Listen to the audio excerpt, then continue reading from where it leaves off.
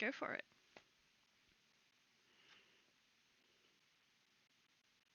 The date was, I believe, 22nd Nim, 29.99.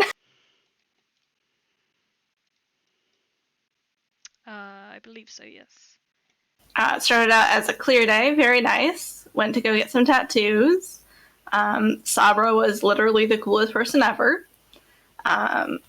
Spent, honestly, the majority of the day doing that, and it was great. And then we went to go to a former magic shop slash, I don't know, what do we call that? Like academy? It's like a mini academy. Yeah. And then everything went to shit pretty quick. Something bad had happened. We were going to come back later. We went looking for Sophia, who was too busy for me. Met one of the people who taught Audra, which explains a lot about her, but at the same time makes it more weird that she's as normal as she is. He was very clearly had memory issues and or was high. One begets the other. So valid. Then we went... before that, we went to Sophia's place, found the feral cat. Then we went to the circle, found her not there. Then we went to the sewing shop, found Marie not there. Learned about this cool competition going on. Fashion show. From an which I'm NPC honestly... that everyone but Audra did know beforehand. Yes, the cool designer lady. Small world. Went back to Sophia's, cleaned up. I think we had dinner, or maybe it was lunch. That might have been after what happens next. No, we cleaned up before because I was human when we were cleaning. And we went back to the magic place, and it ended up being a murder mystery, which was really, really cool until I learned that the murder mystery was somebody that I knew and got emotionally traumatized. They were, I think we found out it was some combination of like the immolate spell and shatter because they like burned and exploded at the same time. Artemis was in the building. Other than being Audra's ex, friends with benefits, no real great motivation to murder Quinn, so not looking great.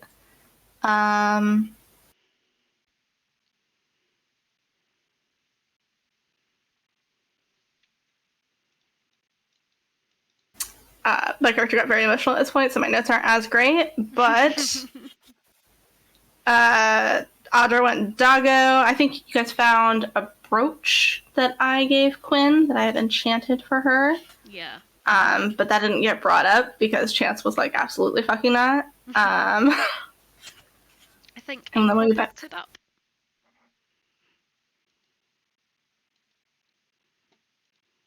I think it was Inqua or Solas, one of those two.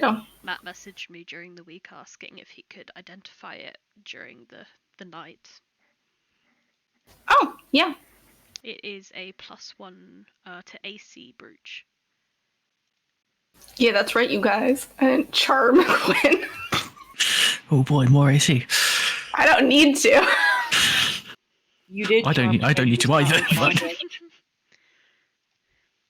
I mean, I do have access to that spell, but anyways, and then we spent the evening chatting about some stuff and doing some timey-wimey scrying. Yes. And it is the scrying spell, just to clarify. Correct. Okay. And I'm hoping it counts as we did like a picture, which probably counts as a portrait, and then Arazid gave me some of their blood, which I don't know if counts as being this person's blood or not, since they're a first-degree relative. Could you link? Oh, it's here, right at the end of last week.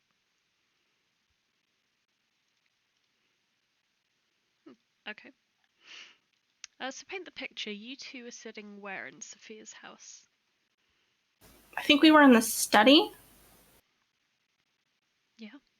Nice private space. You two sit on the floor or on the small sofa in the corner.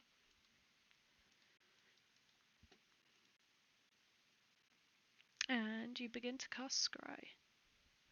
Why didn't I have my notes up? That would have been good.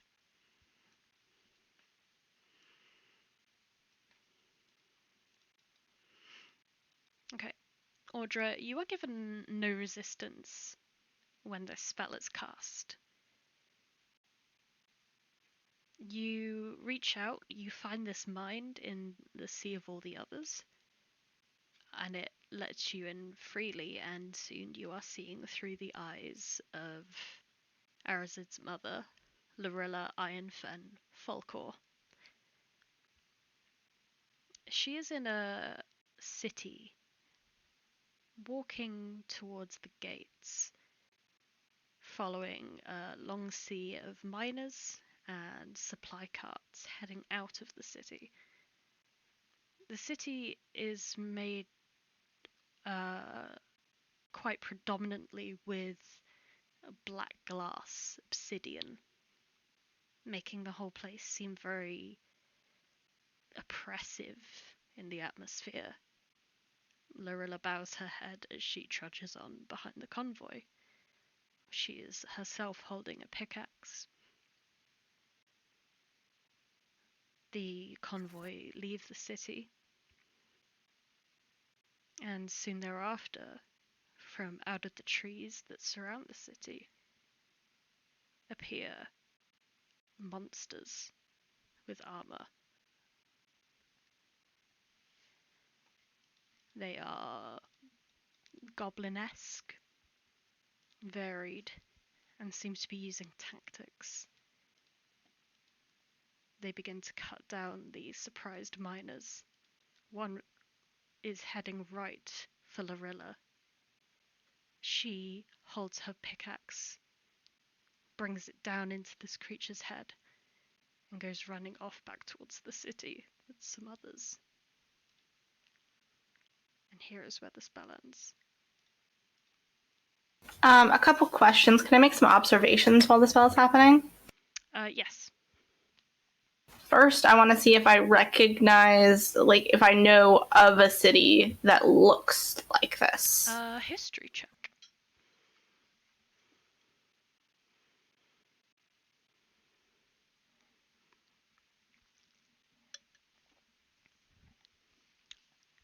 It's not a city you've been to, but Aegis mentioned it to you while you were staying with him. It is the city of Aun, the easterlymost city of southern Dolor.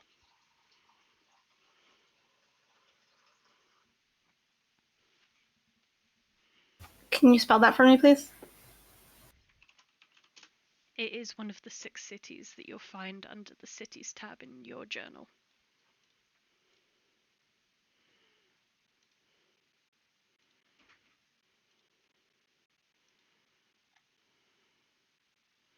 Okay, and sorry, were you? Oh, Dewey, if you're talking, we can't hear you. I was saying the journal I would love to access if my computer would run. Yeah.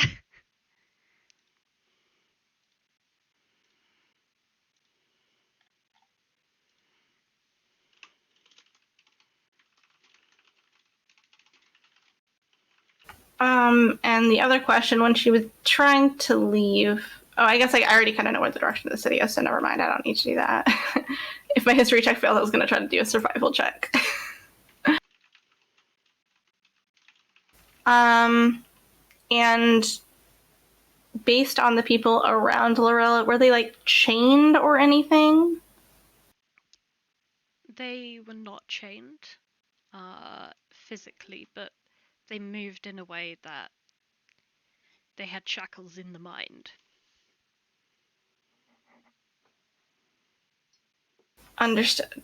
Okay, I will end the meditation and give Arazid just kind of a nervous smile.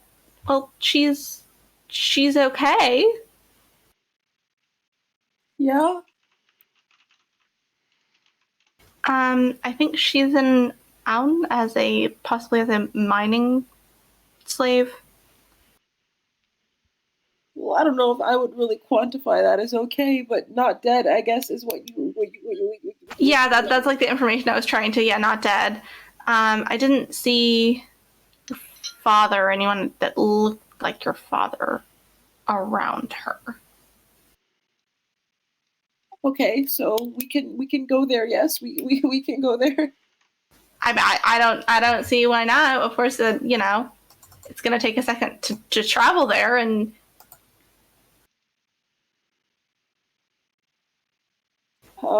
Okay. I give hug. Arazid's freaking out, but he's gonna cope. It's fine, you know. She really looks like she can hold her own. I'm not too worried about her. Okay, so we can do what we gotta do here first. Then I don't want to derail everyone since we're on a mission to save the world, and that's super important. She looks strong still. Yeah. Arazid looks like he's on the verge of tears, but they're like happy tears, kind of, because she's not dead and dying. Well, she could be dying, but she's not dead.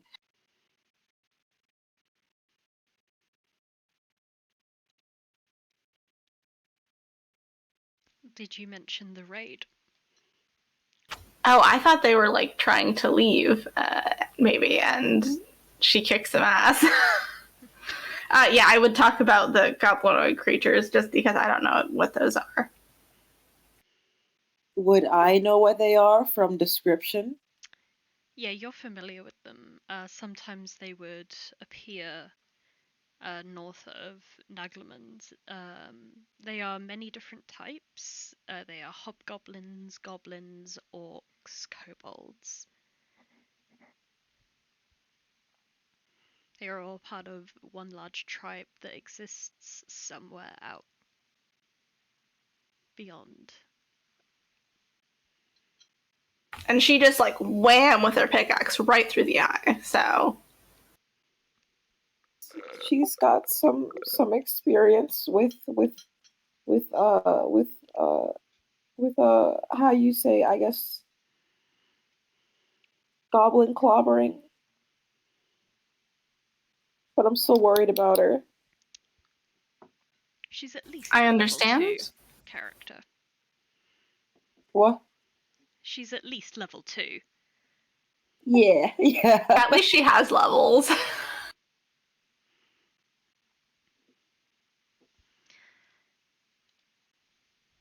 Yeah, but I'm worried.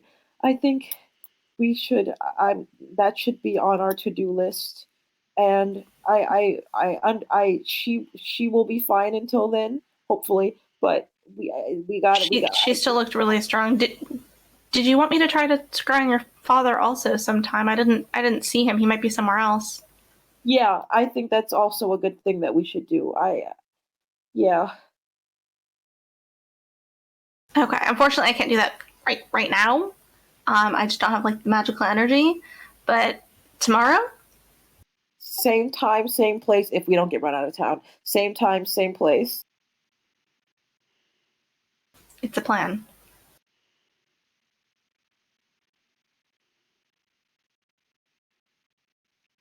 Yeah, Dewey has definitely acquired a new favorite enemy.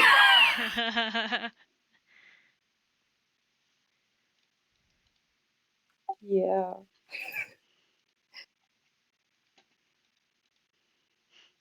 That would be fun. It'll be fine, I'm sure, but, you know, couldn't hurt for us to give her a little visit when we're finished here. We're gonna bust her out of there. I'm not sure she really needs help with the busting. I think it's more. I mean, does she know you're alive?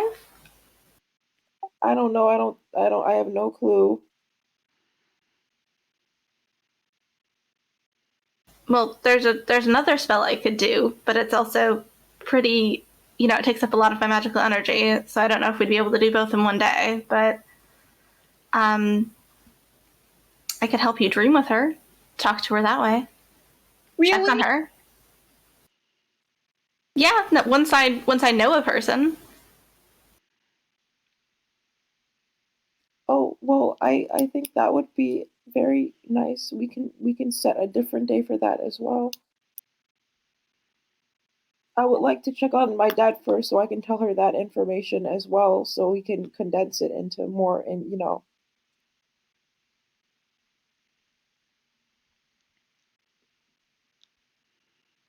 Yeah, Dream lets you nominate another person to be the messenger, which is cool. Nice.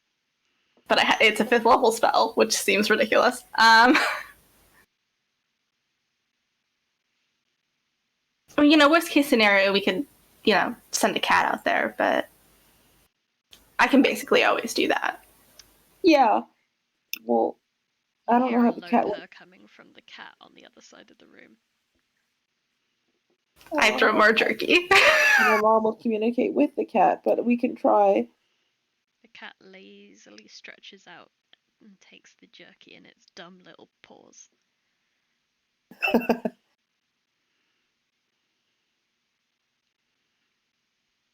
Cats are great, but they have inferior hands to a ferret. Ferrets do have good hands. They got little grabbers.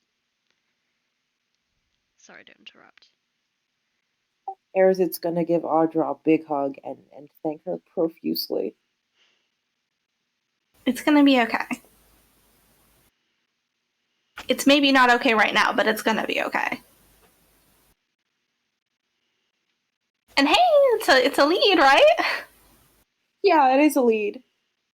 And soon I just want I'm gonna still be out here adventuring and saving the world, but I want to get all of my family and send them back home if it's safe. Because they deserve to be with each other and safe and not scattered to the 4 winds. How did that even happen anyways? We got ambushed. That seems bad. Why are people out doing that? I don't know. There's a whole market for it. I don't care for that. I don't either, Audra.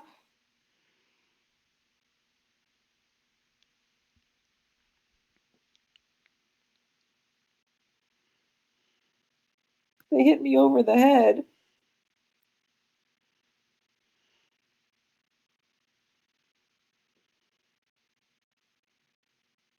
Who is they? Is this like a specific group, or is this just like a bunch of assholes? I think just a bunch of assholes. I don't have personal beef with anyone, I don't think. So I don't know why they attacked us specifically. Maybe it was related to those friggin' diamond foot people from before. You don't know them, but I've got like really rich random relatives that kind of want me dead.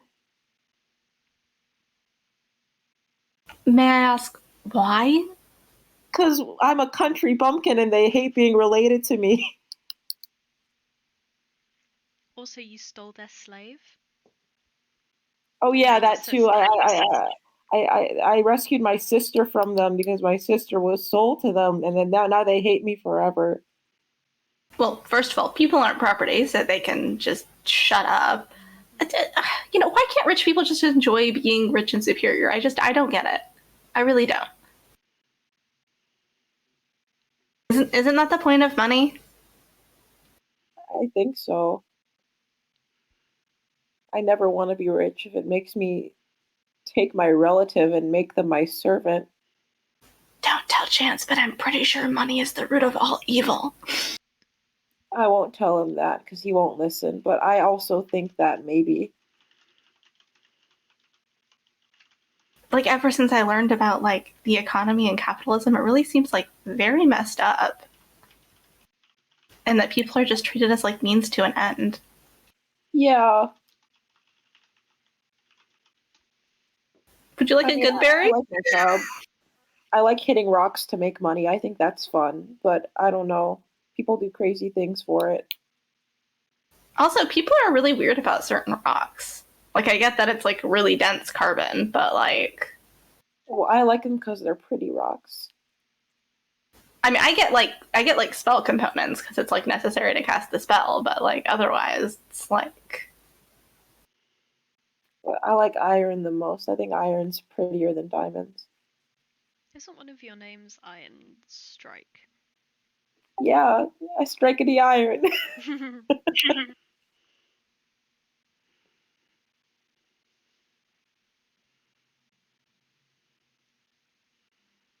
Thank you uh, so much for the help. I'm just realizing that if like Bailey's not coming today, that's going to raise the question of do we want to continue today with 50% of the gang missing? Well, maybe he's just late. Mm, I mean, it's already been late. half an hour. Yeah. It's already been half an hour, so. Hmm. Or if Anyway, he doesn't show up soon, we can do it. I could I'm sorry. definitely do the scrying thing, but beyond that, Yeah. We can do a little filler night in, a little guy's night in.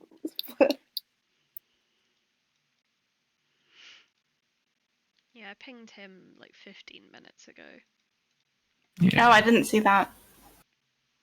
So, as long as you see my excellent jokes, we're all good. Oh, I saw the cat. The cat was very distracting. Kitty. Hey, do you know that kitty? No, that was my icon for Alice is Missing. Oh yeah. Because I thought Dakota would definitely be like a little cat liker. Little guy. Cat on a skateboard is very Dakota. Well, this is how I played Dakota, very Dakota core. Yeah, see, it's up to you guys, essentially, because, you know, some of you are up early. Some of you might be staying up or doing preventing other things to play. So do you guys want to continue with the half a group, or? I mean, I'd like to play personally. I also want to play. I think maybe we can do like maybe either like a mini session or like maybe not do a lot of like our main quest line because I don't want everyone to miss everything. Yeah. But at the same time, I really want to play. Could do like a bottle episode. Demon? I'm honestly not too sure because obviously with less people, there's less chance for interactions and such. So it's gonna be a bit awkward, I think.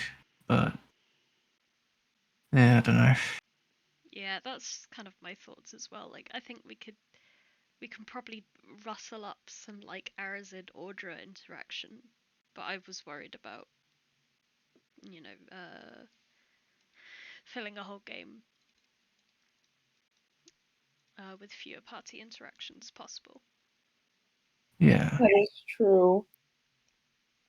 I'm trying to think of stuff on our to-do list that we could do with the three of us. That's not going to be like, because I know we probably don't want to go investigating the Underbarrow house without Chance of Inqua.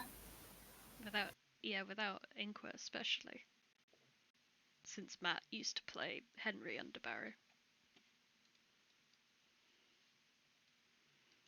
I mean, you guys could go to the brothel or check out Artemis's place.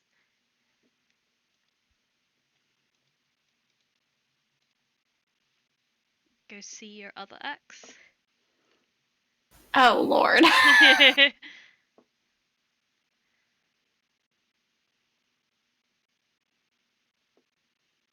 I'm trying to think of like the other, like, you know, quote unquote quests we have open or other things we could do. While we've been around town, have we heard about anything happening at the arena? There's fights there twice a week. Tonight is one of the nights in which a fight is happening.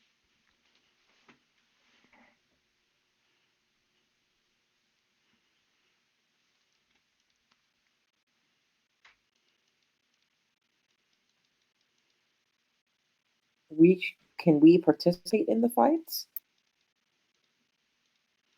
How interested would Audra have been historically in the arena? I mean, it's probably one of the only places she ever saw like real combat, and she's a pretty good combatant. You should know pretty well. On nights like tonight, they do like public 3v3 death matches. Death matches being the fun way of saying until all three fall off the platform.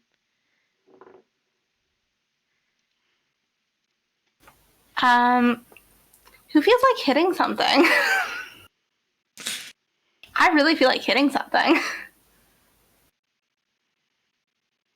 I'm pretty sure there's a purse. I know you guys like money.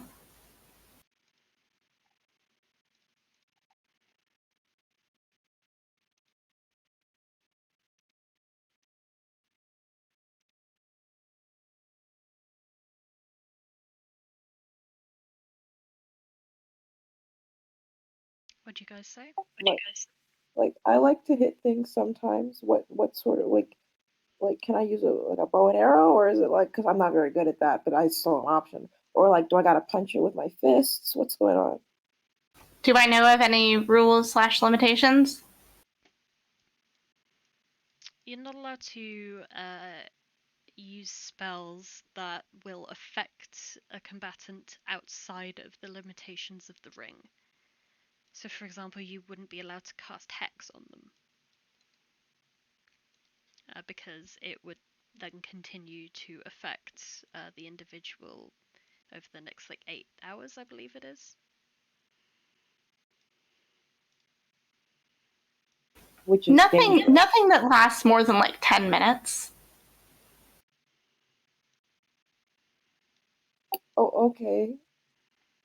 So, I'm not allowed to slice a limb off. I mean, I wouldn't recommend it, but no, I just meant magically. Oh, okay. Like there are healers. Yeah, dismemberment is frowned upon, but not illegal. You might get booed if you do it. It's not considered. Well, I don't want to get booed. How are you feeling about it, Solas? Do you want to? Oh, Solas not in the room. Let's go get Solas. Yeah, he would be outside. Solas! What? Arazid's gonna put his little fingers together and go, do you want to go fighting? Bit out of nowhere. Yeah, I mean, it's been a pretty rough day. We all kind of probably need to let off some steam. Yeah, that's a fair point. So where is this exactly? Are we just going to go out and? No, we're going to go to the arena. They have a 3v3 tonight, and I'm sure that we'll. And I have I'm borrowing the Hat of Disguise, so it's fine. Did you think we were just going to go out and start punching people on the street?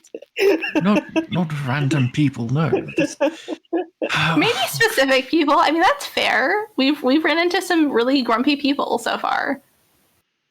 You know what? I'll just stop this. Yeah, no. I mean, if it's soonish, I don't see why not. It's a good way to throw time, since others seem a bit apathetic right now. So. Well, we can. If it's a 3v3, we can just be us three. I think most everyone else is relaxing or asleep. They don't have to know. Could be a good idea. Plus, it means I get to test out my new toy, so. And I think maybe you could use some time out without Chance. I feel like you might need some decompression time away from your mortal nemesis. Yeah, what's the deal with you two? Okay, so, goodness, what is there not to say? This, let's get a little further out first before I start ranting. Don't want him to catch anything that I say. Okay, yeah, let's get ready and leave first. All right, I assume we tell the others where we're going. Yeah. Yeah. They wish you safety.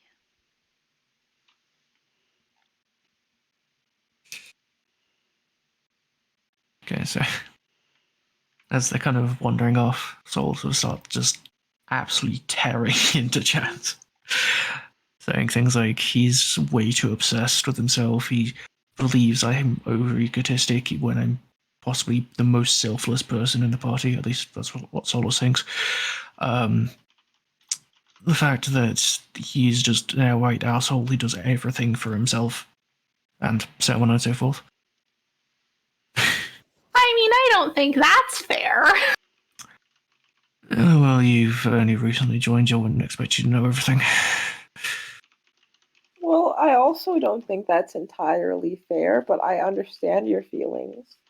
He can be difficult, but he can be nice too.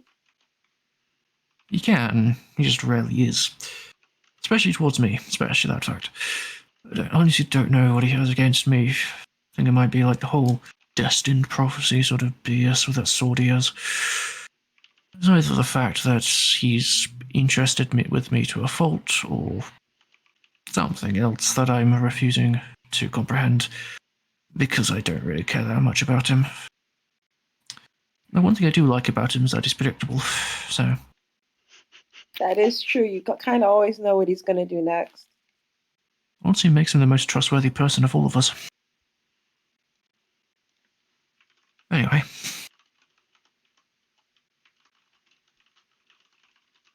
I never know what you're going to do next, though. You're kind of an enigma wrapped in a mystery. Well, that's because I don't even know what I'm going to do next. Oh, that's not a joke. Well, I guess that's fair. I mean, what's the point of having a plan? Things are just going to change. Exactly. I've been thrown into crazy bullshit, so I use crazy bullshit to combat that crazy bullshit. If I don't know what I'm doing, they can't know what I'm doing either. Simple as. I feel like out of trustworthiness, Ollie is the least trustworthy of all of us, but I would still follow her into the dark. Because she likes money? Does wacky, crazy stuff. She is very unpredictable. And also, like, possibly the least suited for this kind of work, and yet she just follows us for some reason, which is weird. But I can't really complain. She does her job well, so... Wait, do we have, like, jobs? I mean, people are better at some stuff than others, so sort of fall into positions. Nothing really official. Don't need to worry about it. What's her job then? What's everybody's job? I mean, Ollie's more focused on sneaking around, being hidden, breaking into things that shouldn't really be broken into and are hard to break into. And also being disturbingly charismatic for what she is. I guess it also does make sense. And then Inqua's the smart one. He's very intelligent and also weirdly calm about everything. It's very unnerving. I think it's all the margaritas. It could be alcohol, that's a fair point. That's why I don't drink it. And then there's Chance. She can hit stuff really hard and is not afraid to do morally questionable stuff, even at the worst of times. Myself, I've, for some reason, ended up as a de facto leader role, which I don't really know why. But people trust me to enough that I do things and they follow, so that's a bonus, I guess. And for you, well, I'm still not entirely sure what you're all about, but you seem very useful, Audra. And then Arazid, you're very good at what you do, and you're very much an all-rounder. I can very much appreciate that. And then there's obviously previous party members like Sunny, who was Sunny. And then the other ones that are just out of my mind right now. But yes, there's a lot of people that have different things to do. Whose job was kind of to be mysterious and a little creepy and break books. Why would you break a book? Well, I think his thought process was if he touched the book and the book broke, even if he was really rough with it, then the book's job was to break. I honestly just think it was fun for him to break books. It was weird. I will admit that. But to be fair, he also was very good at holding his own, so can't really complain. I mean, it seems like you're all decent in a fight. It's just, the idea of somebody having like a job. I mean, our job is like to save the world. Yeah. Our job is to do whatever we're told to do by some greater power who knows more than we do, so. Trust me, if you saw my mother, you would know nothing but just, she knows everything. I've seen her face to face. A lot of people here have seen her face to face. Chance has seen her face to face several times for some reason. I think I have, right, Ron? When I first joined? Yes. Like, she ran out of the cave and then, like, went off. She fucked off into space or something. I mean, she seemed tall, but normal, Well, yes, she's definitely sizable. Normal. Just like a normal elemental being of immense power, I mean. Oh, well, yes, in that case, yes. I guess it's just a different vibe when you have a dream. When you're like, dream with her and stuff. Anyway, I think we're almost there, aren't we? Yeah, I mean, it's not falling on the wall. You guys have just been going, like, pretty slow on purpose. We're just, like, trudging through the brambles because I don't want to run into my ex again. Yes. It's a shortcut, guys. Trust me on this. Although I'm, like, in disguise now, you guys aren't, so...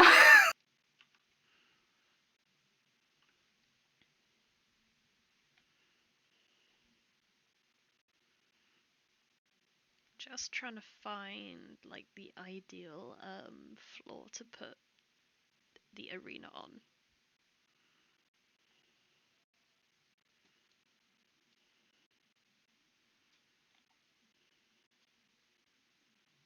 I'm glad that you're now caught up in our weird party lore. Yeah. Yeah, it's been going on a while. Yeah, it seems like you guys have done a lot. Yeah. I mean, I think the most impressive thing we've done is kill the ruler of Dras once, even though she's still alive somehow. We know why she's alive, but it's the whole thing. Yeah, so, liches, right? Oh boy. Seriously, best part to come out of that though was seeing Ollie wreck the other living shit out of a rug for no reason. Like, I don't know why, it was weird, but also just weirdly funny. Just watch her go apeshit.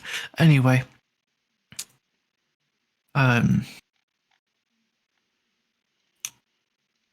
You arrive at the arena. Oh boy.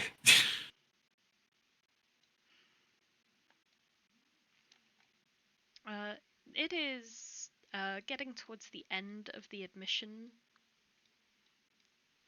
at the moment.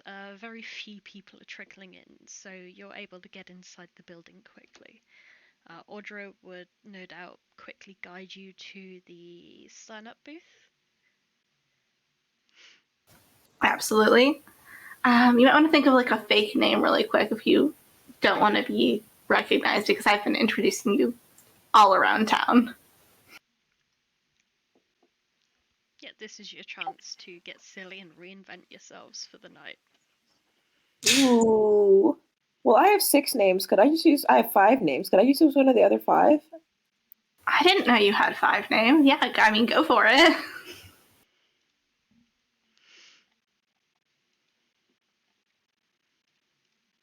Arazid's mother was asked how she was going to name her child.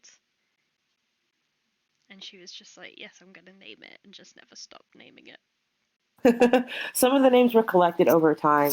The name that he's going to use for this event, Tocyrn, is it came from the words to and cry. Because, you know. So they were like, yeah, he cries a lot. Tocyrn.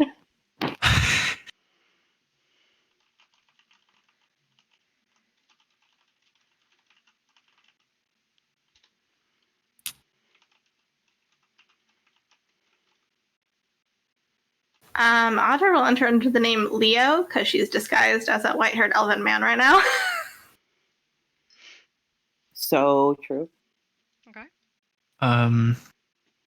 Solas is not a creative person.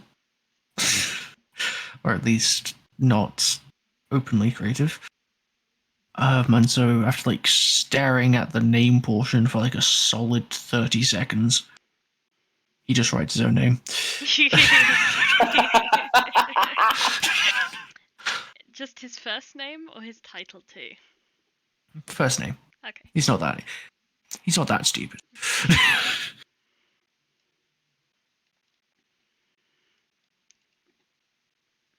With the signing up done, you head into line to watch the battles that will be going on before yours. Here you can see my marvelously put together arena. I love it. This is RuneScape. I tried to find a good floor, but I couldn't find one in decent dimensions, so here we are. I mean, I could throw you one of my many arena maps.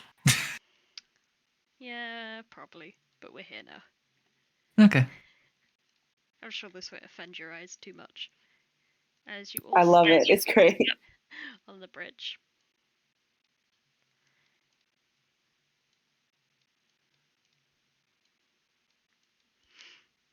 You're ushered over it by one of the many handlers for the evening. A man off stage using thaumaturgy, it would seem, to make his voice sound louder. Announces your names, he's clearly reading them from the sign-up sheet. And introduces your combatants. There is Lee, Bree, and Stabby. Love them. Love them. Oh boy, we've got the fabled cheese mage on the opponent's team. I'm actually eating brie right now. No fucking way. I'll take a picture. I'm eating brie and Ritz crackers. I mean, I guess Arazid is calling dibs.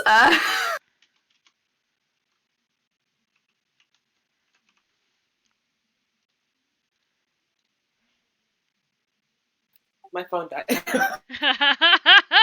Oh no.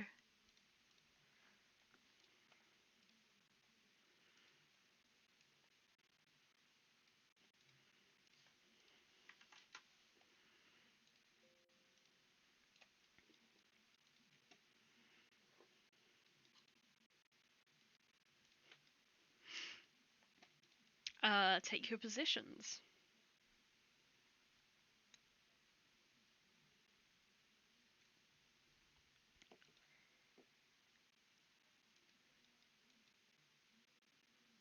It's restarting. Hold up. Okay. Yeah, we won't be able to begin until you're good and ready anyway, so let us know.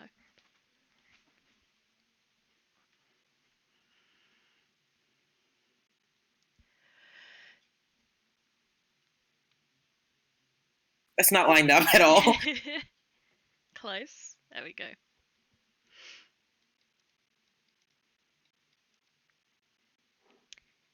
The announcer goes on to say that these three are the house team and reveals the cash pot for the evening of anyone who is able to beat them in combat is currently sitting at 390 gold.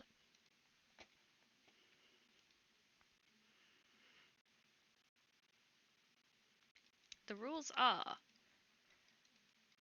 don't kill anyone, no spells that last beyond the 3-minute time limit, And if you are pushed or fall off the edge, you are out.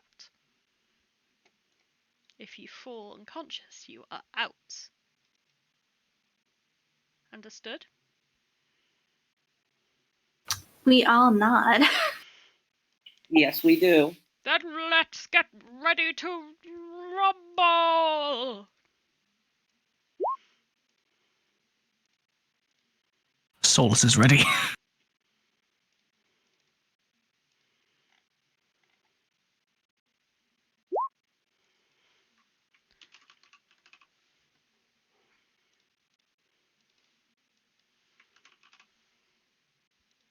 Just give it a second. It always takes some time. It never. I need a new laptop. It's a shame you can't play this from your Switch. That would be so based. You can play it from your phone, but you already said your phone's dead, so. That's so bullshit. It's not easy to do that. Well, if you have an iPhone, there's an app. Oh, come on. It's not good, by the way, the app. I wanted these to be named properly.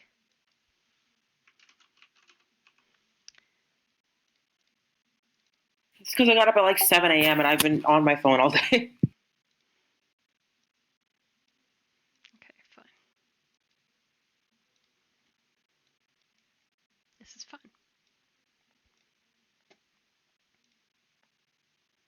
Okay, who got lucky? Solas.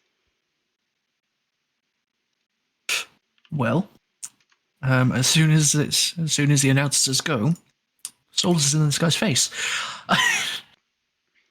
As he's going to move 35 feet that way. And He's got extra movement. he has 40 feet, yes. Speedy boy. Yes. And let me just double check. You know what? Let's go for a nice little stab. Oh boy. That hits. And then 12 damage. okay. And then another one. Oh wow, that's not as good. That slides off of the plate armor that this fellow is wearing beneath his swashbuckling coat. Okay. In that case, bonus action. Where is it? Let. I am stronger now. And that will be all. Bree is going to walk up 1, 2, 3, raise his great sword, and smile menacingly at Arazid. Lee does very much the same to Audra. Arazid. So Arazid's got a touch of the tism, and he smiles back politely. Bree now looks slightly confused. He's gonna take out his cool little matchies with Ollie's dragon fang sword. Mm-hmm. He's gonna walk up on this guy, and okay, all damage going forward is obviously non-lethal. It is all non-lethal. I don't want to kill him. Okay. As you step into his melee range, that triggers his readied action. Does the 17 hit you? Yar. Let me double check, but yar.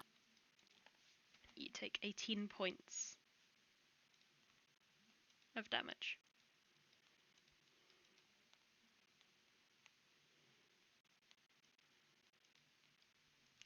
Please feel free to continue with your attack. I'm gonna go ouch, and then I'm gonna hit him with my sword. You go for it. You have 2 attacks, I believe. Nice. Oh, Chance! Chance is here! I'm not late.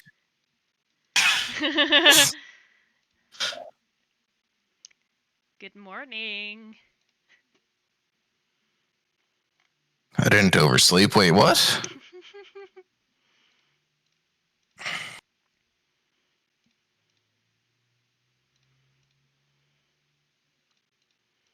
Okay, the first one hits, but the second does not.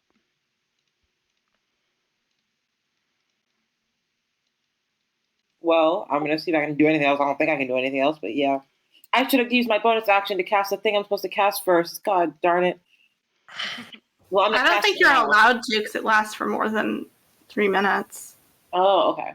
Well, then I'm not gonna do that. Oh well, I just hit him with my sword. That's fine. Audra. These guys are all wearing plate mail, right? Yes. Yeah. I will cast heat metal on mine. Ooh.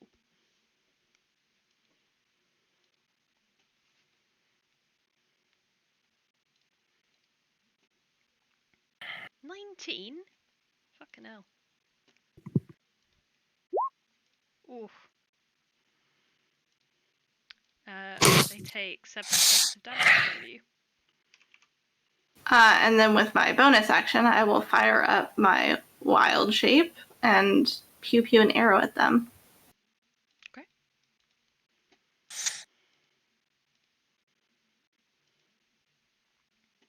Anyways, we didn't think you were coming, Bailey, so we went to the arena. I apologize. My sleep schedule's been a bit fucked, so. That's alright.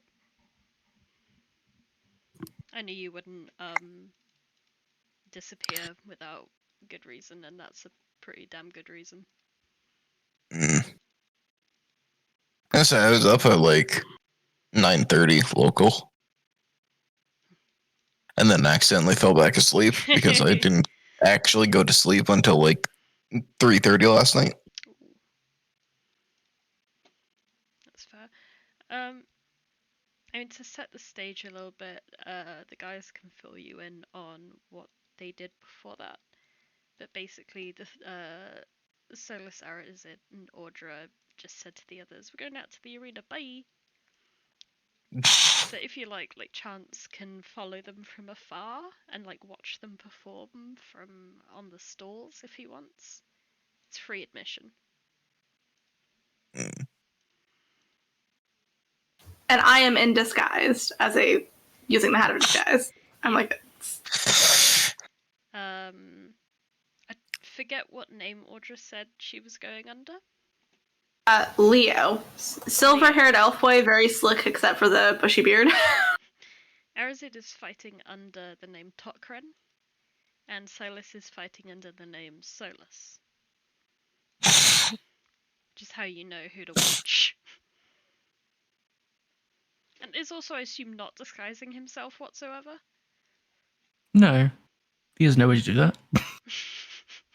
I mean, you could put on a hat. Do you have a hat? This is what I mean by unpredictable. He's just an insane little guy.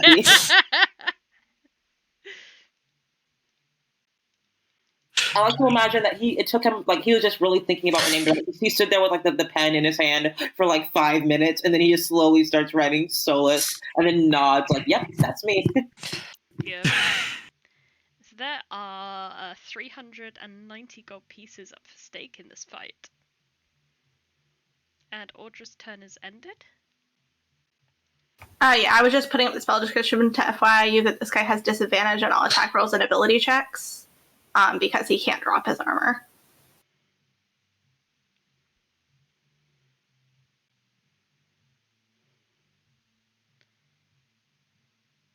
Until the start of your next turn. Yeah, as long as I keep concentrating on the spell. Yeah, with a bonus action as well. Ooh. Yep, as long as I use a bonus action to hurt him. Yes, that disadvantage because it takes 10 minutes to take armor off. Stabby is going to attempt to stabby Solas. What? What the? Do those hit? I guess. Both of them? Yep. Nice. Okay, before you move on, first off, I need to make concentration checks at advantage because I have Warcaster. I'm fine. Nice. I think. Hold on, that's 22. The first one's fine. The second one is... Yeah, I'm fine. And then I'm going to expend a use of my blood for you tattoo to make an attack advantage against him with a reaction. Haha. 21. 21 hits. 12 slashing damage. You temporarily fall backwards at the unexpected fury of Stabby's stabbing. And then, like Neo in the Matrix, you kind of like bend over backwards and you come back sword in hand, just stab this guy right through the shoulder.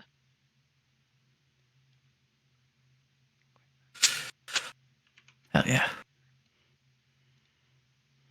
Also, ow, by the way.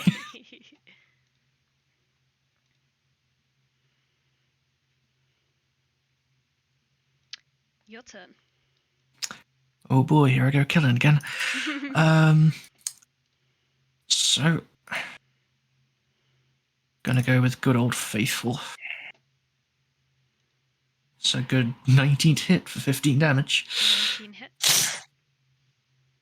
And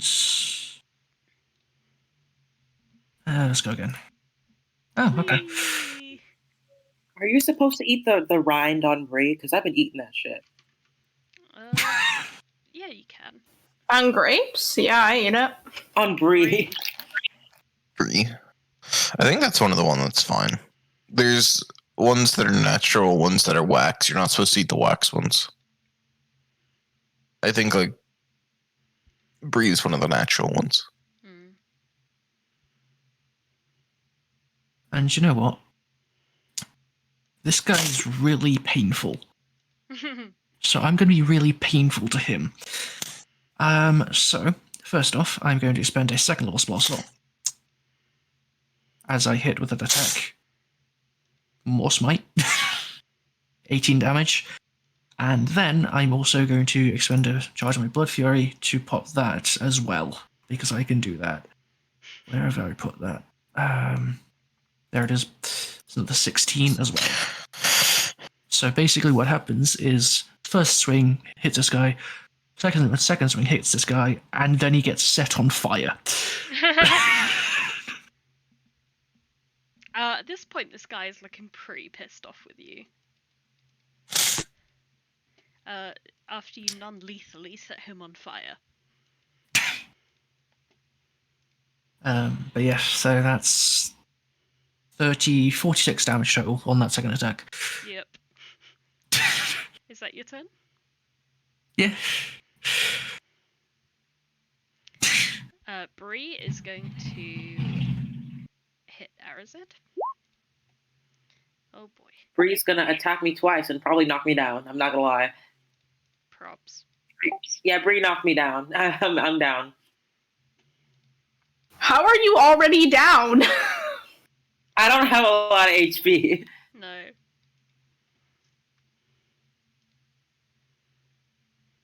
Because I do the thing where when I level up, I roll for my HP, and every time it's like LOL, LOL, LOL.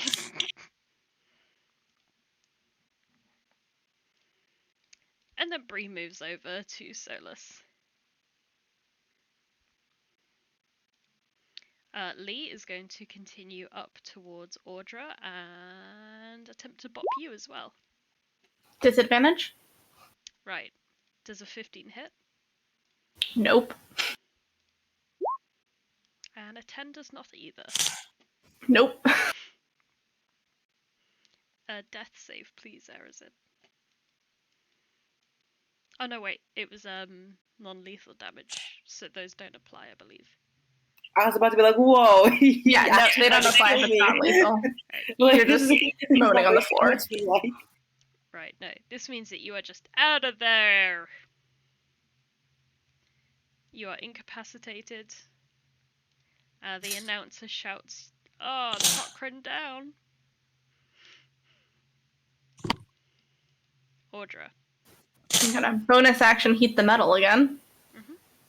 And it just happens, I believe.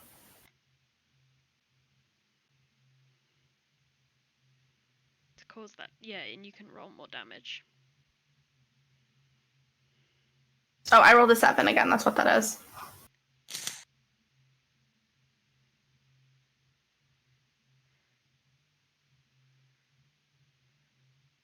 And then I'm gonna guiding bolt. Just gonna make the save again. I was just reading it over. Oh, the save is just to see if he can drop or if he can hold on to the item or not. When it doesn't really matter because it's armor. The wording of the spell doesn't quite say that, I think. If a creature is holding or wearing the object and it takes the damage from it, it must succeed on a con saving throw or drop the object if it can.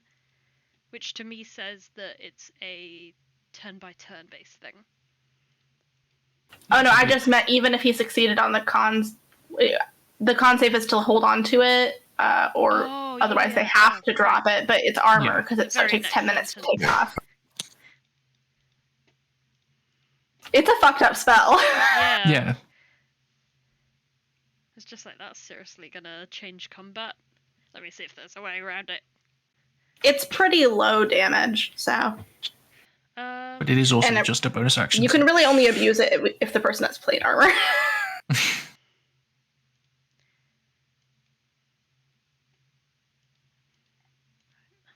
I forget if ranged spells have a disadvantage, but I believe not. If it does, I'll take a step back because his opportunity attack would be at disadvantage. Yeah, that's fair. I'll say no. I'm pretty sure that's been my ruling in the past. Cool beans. So he takes 17 radiant damage. And he is a shiny boy. Is that your turn? Yep. Okay. And for some reason, they've all now reverted to their default names. Again. Thank you, Roll20. It's the third time I've done this. Okay. Stabby attempts to stab Solas once more. No. Less good this time. Solas. Well, what I've been doing so far seems to work, so... Yeah, let's just keep going. Number 1. Okay, 11. Top guy. Okay, 11 hits, and how do you knock out Stabby? Okay, so assuming he is severely burnt by the divine light of the fruity goddess, Solas just turns his sword around and just sort of smacks him upside the head from the chin. He just goes out like a light, falls like a plank backwards. And then Solas reflips his sword and swings around to this guy. Ooh, that's not much. That is a miss. Oh well, can't be perfect. Turn. Yep. He's gonna try and do the same to you. Okay. My god. Ouch. So that's 23. And 20. 20. Ow. Alright. And then 2 concentrations. So at advantage. I'm fine.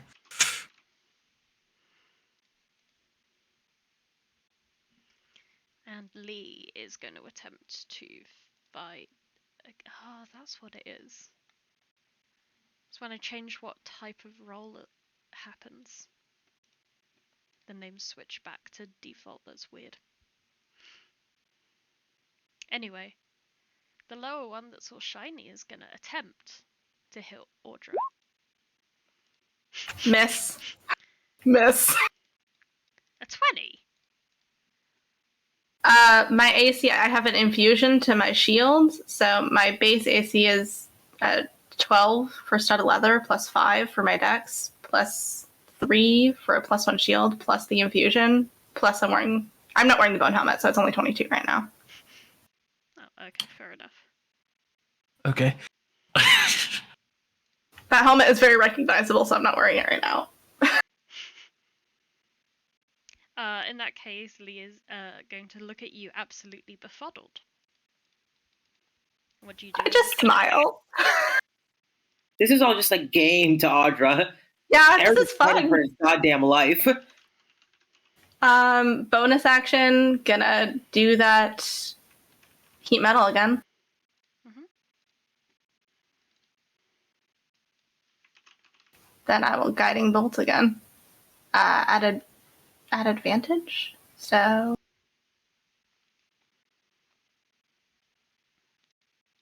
that's pretty high. It's fine. You want to roll again, see if you get a crit? Oh, sure. Well, hits for 12. Continues to be sparkly. I mean, it's only 20 damage around. This guy's fine. Is that your turn? That is my turn. Okay, Stabby's gonna try and put Solas in the ground. He's unconscious. Lethally. Oh yes, no. He is unconscious. Yeah. He's still Oh, trying. I misread He's in his your room. HP as his HP for a second. In that How case, much fine HP does in he his have? Solas. Okay, I am gonna do something potentially stupid. I love that. Action on this guy. Going to cast command and tell him away.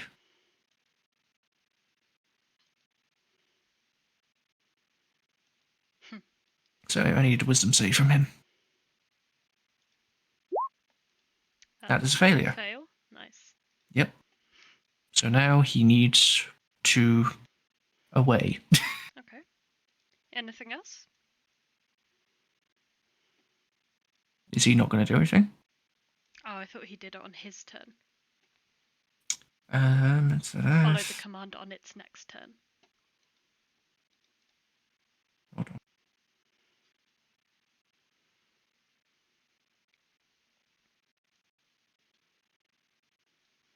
Okay.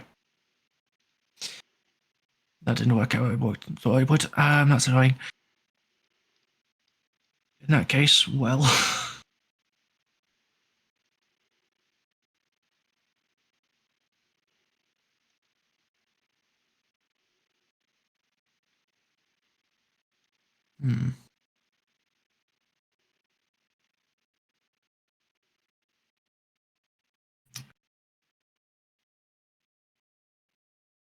I guess I will just suffer and wait. Okay. I believe, unless I can do.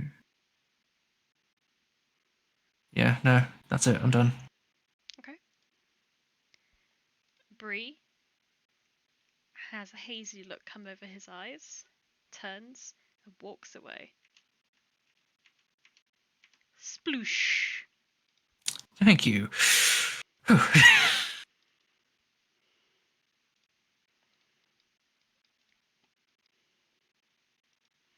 Lee is going to attempt to hit Audra. Audra's smiling like a fucking maniac. So that first one is with disadvantage. Yeah, they're all disadvantaged. It hits though. Yep. And the second does not. The first one hits, and Audra bodies it and says, "Good job." You take 21 damage. Good job, you got me. What do you do? Bonus action heat metal. Mm-hmm.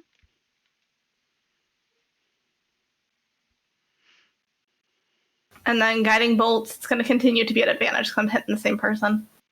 Yeah.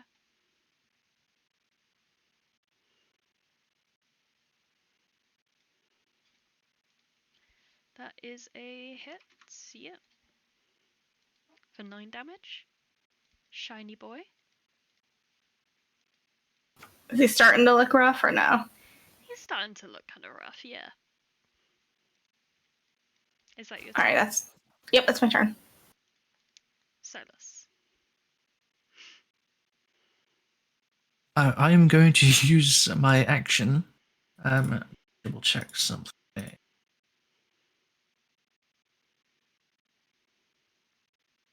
No, not quite. Yeah, I mean, this guy's gonna die soon, so gonna bonus action. Yeah, bonus action, Searing Smite. So that means my next attack will deal an extra bit of damage, but also means Shield of Faith drops. So lovely. Then I am going to run in.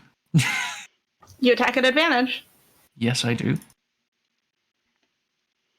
And Le Bonk. Well, that's real bad. That does not Okay. Oh, wow, that's... let me...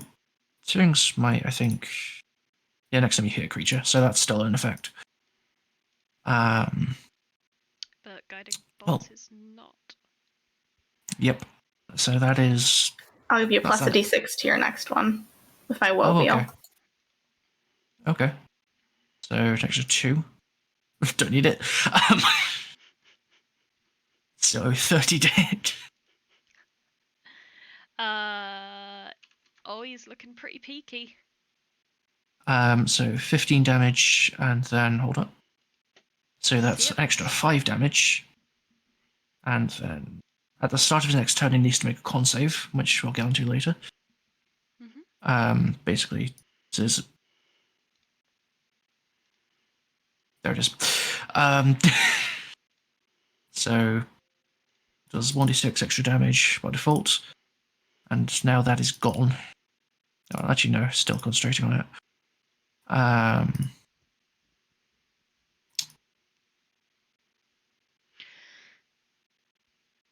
Think. You know what? Just let's do a bit of insurance. Sorry to draw this out so long, but Le Bonk.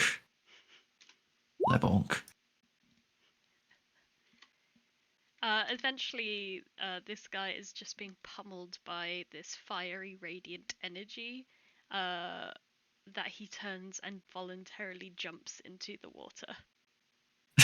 You did a really good job, though. Sploosh.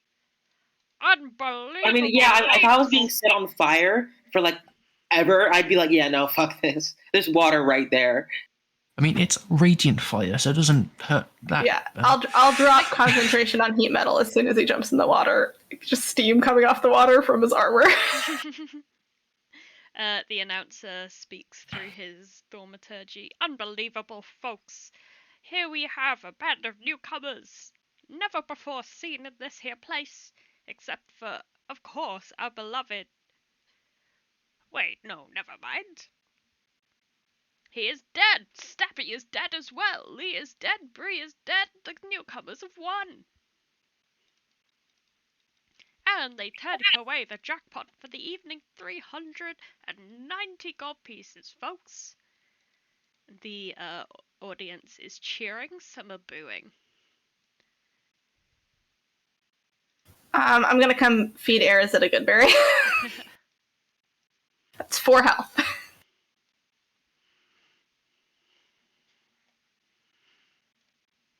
Solas is trying his best not to show the fact that he is in severe pain. Do you need a good berry too? I don't think that would help too much. What I need is a rest. Did we win? Yeah, we won. Oh, cool. Sorry. You're fine. It's okay. They hit pretty hard. You did a good job, though. Thanks. I hit him once. That's really good. The other guy only hit me once, too.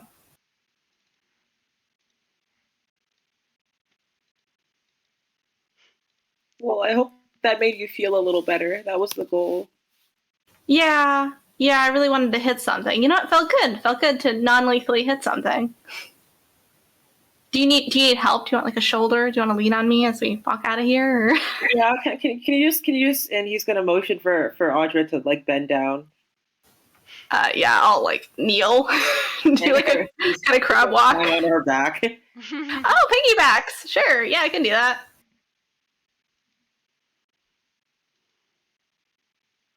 All right, I guess we will go collect our winnings then. You guys okay splitting that 3 ways? You guys can. I'll just take 90. You guys split the rest. You split the 300 with. It splits evenly into 130, so let's just do that. I didn't do much. You absorbed a lot of damage for us. It was really helpful. Thanks.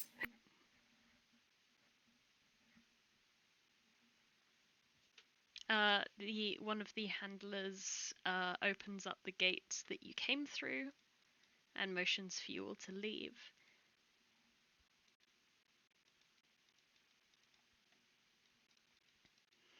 That's absolutely amazing, I tell you.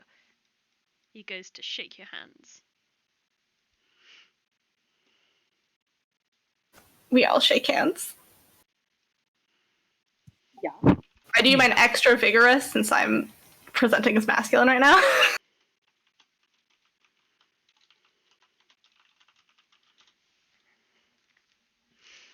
And you are given a small wooden chest with your winnings inside. I take a peek. Is it all there? Yes. Seems to be.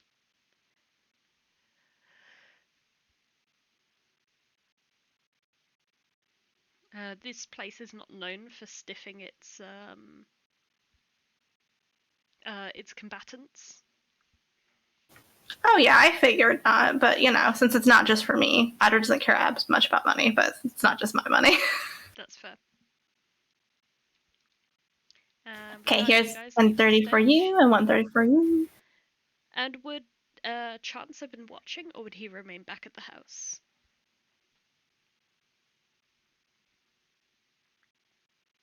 I'd say like at the very back of the arena, like trying not to draw any attention at all. Okay. When they win, do you stick around or like try and get back to the house? Nah, he would slip out any means necessary to get back to make it look like he wasn't there. Okay then, none of return to like lounging around reading the manual. Fair. Like he spent like the first little bit reading the manual, then went, "Ah, shit, I guess I should go."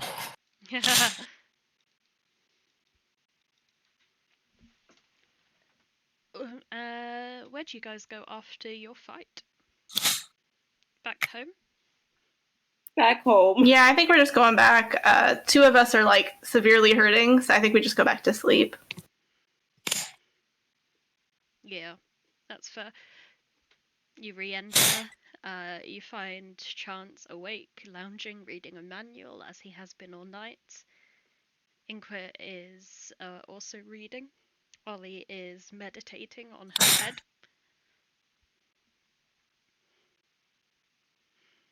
But it turns out she's just fallen asleep. Aw. Audra will.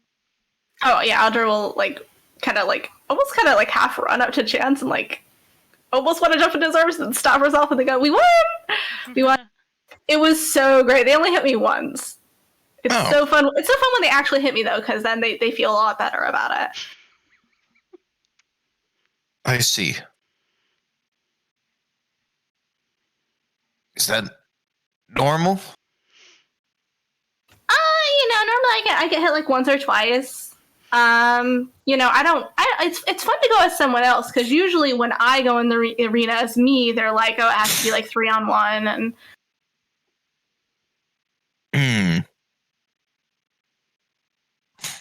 I mean, I always donated my winnings, but I figured I'd hold on to him this time because we seem to be using money a lot. So.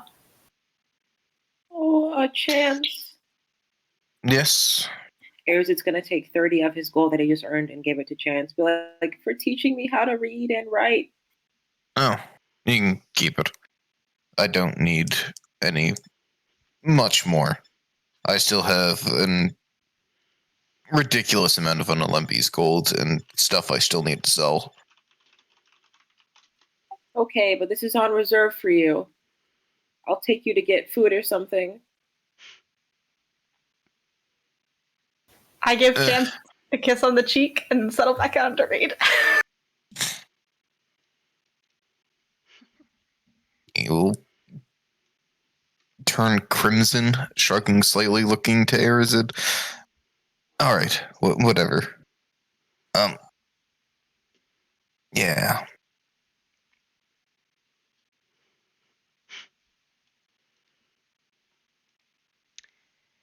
And whenever you want, you can settle in for a long rest. Oh yay, we actually get to take one? I wasn't sure, so I kept all my spells and stuff. Oh boy, you can put another 8 hours on that. Reading. Yeah. So that's the third long rest, so... I'm trusting you to kind of keep track of that. I figure we're probably neck and neck, because your tattoo took a lot longer than mine. Yeah. Well, I've just been counting long rest, not even anything else. I'm gonna say, because it's now up to 24 hours, so could just spend an actual day reading it. Ugh. Reading the books Maybe to it'll be finish. rainy today. No, just cloudy.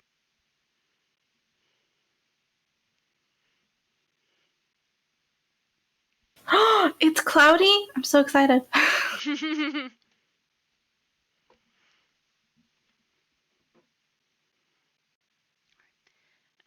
What would you guys like to do with your day after you wake up? Have a little brekkie? I think we wanted to go look at the Underbarrow house and do some investigating, yeah. That's what Chance's plan is. You kind of gather everybody who's around and sit down at the table. So, I think we all eventually wanted to look into the Underbarrow house. It could have leads on what we're investigating. It could also just have dirt that we can use on Henry. Either way, it's a win-win. How much security is there? Do we know? Jane's gonna look to Audra. Would I know? Didn't you guys have a little glance at it before going to the back house one time? I thought we just got past it, and we were told that nobody ever goes there, and it's a taboo to even speak the name. And it looks quite dilapidated when you passed. The curtains I remember were that. slashed. The door was like half off its hinge. I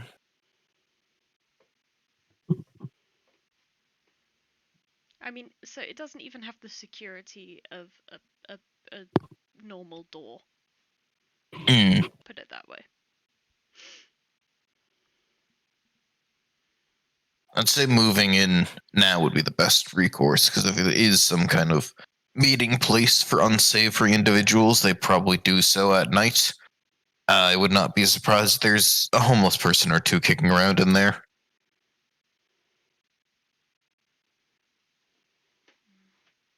I mean, it's rare for people not to have homes.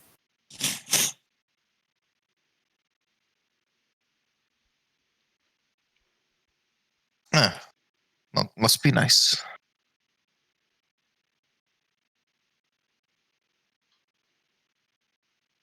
Because there's that. There's potentially breaking into the twins' manor to look for clues. More specifically, Artemis, or trying to get into the upper levels of the back house to where the administrators are to look for records and investigation records. We have a variety of options. However, I think the most mutually beneficial would be going into the Underbarrow house.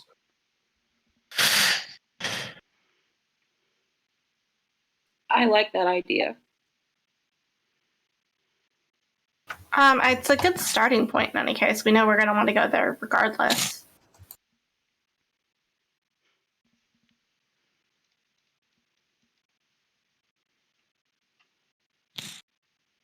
Okay.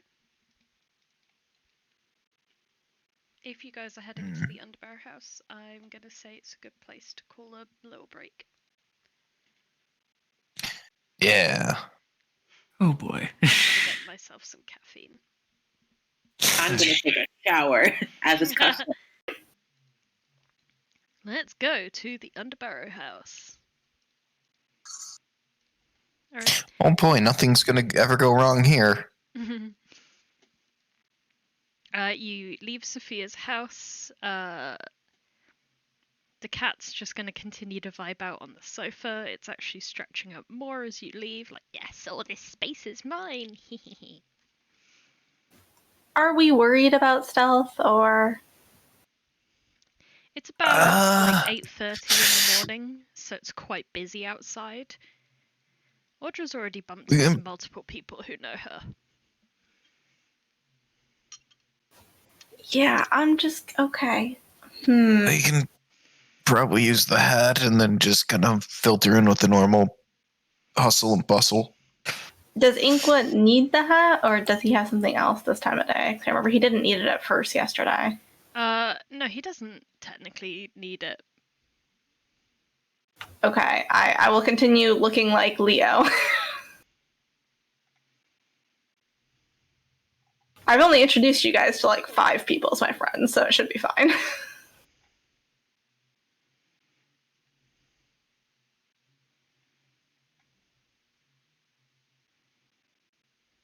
Arazid will be Arazid. Yep. And what route do you guys take? Let's cut past the arena, past Pittsbury Place to Underbarrow. Alright.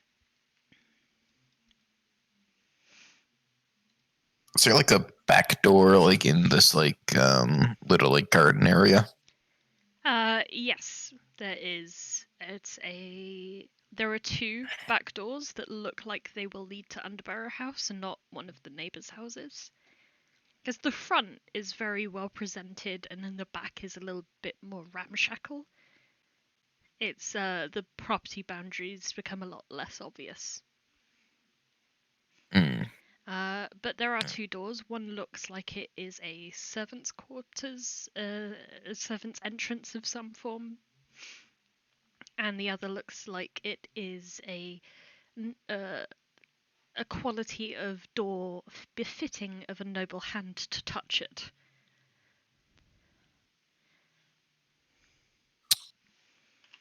Are both of them just kind of like broken in at all, or?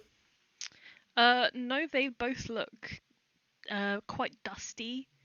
Like leaves have piled up against basically all of that wall round back. And it doesn't look like any of them have been interacted with. Chance will attempt to open the one that looks like it leads to the more noble side, like the non-servant's entrance. It gives a little bit, but it's very rusty. You would need some force to be able to open it fully, but it is clearly unlocked. Kind of look around. Is there anybody around? Any movement in like the windows of the other place? Not currently. All right. Chance will kind of like push his shoulder against it to get it open, and then usher people inside before he can close it.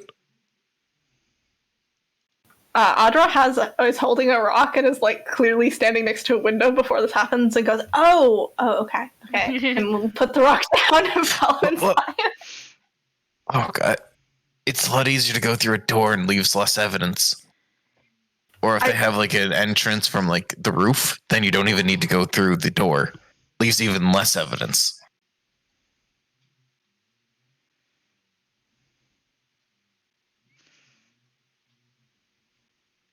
I just, I'm not that strong.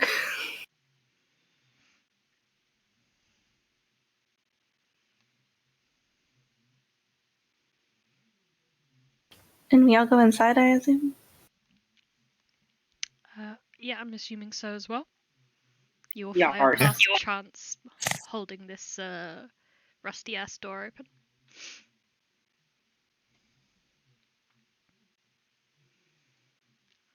And inside, you see a long, dark, dusty corridor. The wallpaper has been ripped away in many parts in a very random looking fashion. People have drawn multiple different slurs and curses upon the walls.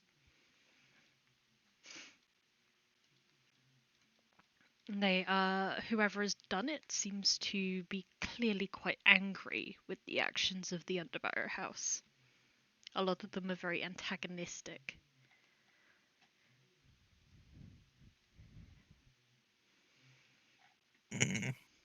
Achoo! It's dusty in here.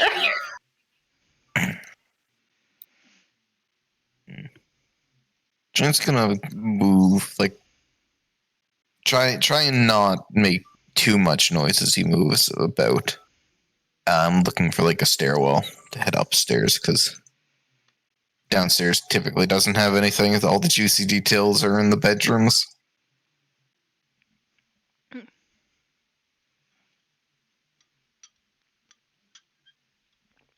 You hear movement coming from upstairs as you continue around. As soon as Chance hears that, he's gonna like hold up a hand, like to stop everybody, turn and like have a hand like finger to lips, like be quiet. Arazid is going to comply. He's going to like point to himself and then up, and then he's gonna like point to like the rest of everybody and then point like down, like to confer. He's gonna go check it out. Stay down here. Any of you likely to understand that based on the cues given? My passive is pretty high. So at least one of you can probably pass that in good time. At least it's the one who can speak to people's minds. That's in Chance's head, I say, yell if you need help, and then I explain the situation to the others mentally. Quite quietly, I'm assuming. Yeah, using my telepathy. Oh, right, sorry. And He'll nod and activate like the winged boots to slightly move above, so he never hits any. Like he's like flying like an inch above the floor, so he never ever hits a squeaky board or anything. And we'll begin moving upstairs stealthily. You move up to the 1st/2nd floor, depending on location. And on the top floor, you hear voices that are like drifting down to you. Someone is shouting at another person. You can hear snippets. They seem to mostly just be shouting names at one another, making noise without really actually like arguing about anything. Chance will attempt to get a bit closer stealthily, like not trying to be seen or anything, so he can just listen in more. You manage and to potentially get to basically like the base of the stairs that would lead up to them. What else would you like to potentially do? Sorry. Gonna potentially try and get to the point where he can maybe see them as well. Like start heading up until he can like see them. That's fair. So as you're approaching the bottom of the stairs that will lead to them, you can hear that one of them is saying, "I didn't do nothing, woman. Get off my back." And the other is like, You're a filthy liar! You half-wit! What have you done with the money? Very much this vibe that has been carrying on throughout the whole conversation. They're talking on different wavelengths, but equally as angry and loud.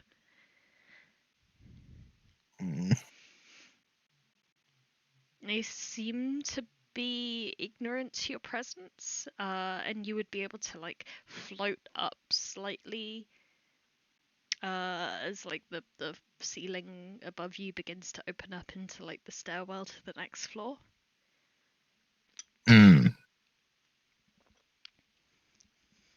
You see in total 5 people collected in this room. They are all very dirty, disheveled, very emaciated looking. And many of them have blotches on their skin. A man and a woman who look particularly wired are arguing with one another. Another man is resting in a corner by himself, and 2 more women are playing a game of cards with each other in another corner.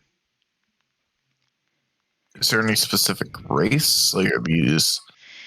The man in the corner appears like half orcish. The 2 arguing are both halflings, and the 2 playing cards are both human.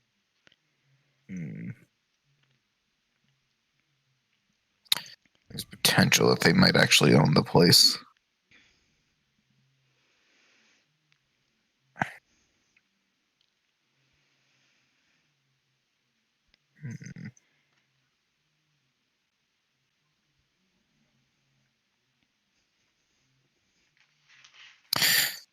Chance is going to return down towards the group.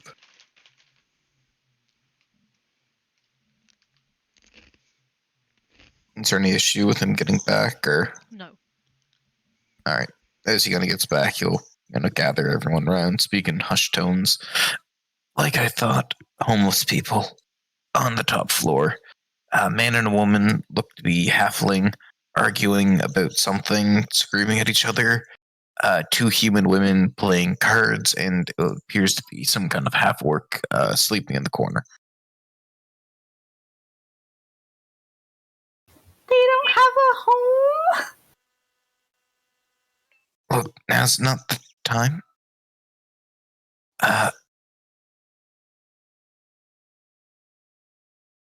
I'm thinking of confronting them, just kind of walking out into the open and trying to open a dialogue to see if they've that if you would like. seen or heard anybody come past here, as well as to basically let them know, hey, we're here looking around for some stuff and everything. Do not mind us. In worst case, I will pay them off. Do you want some good berries to give to them? They might be hungry. Seeing how malnourished they look, they probably are well past that stage. Audra looks devastated.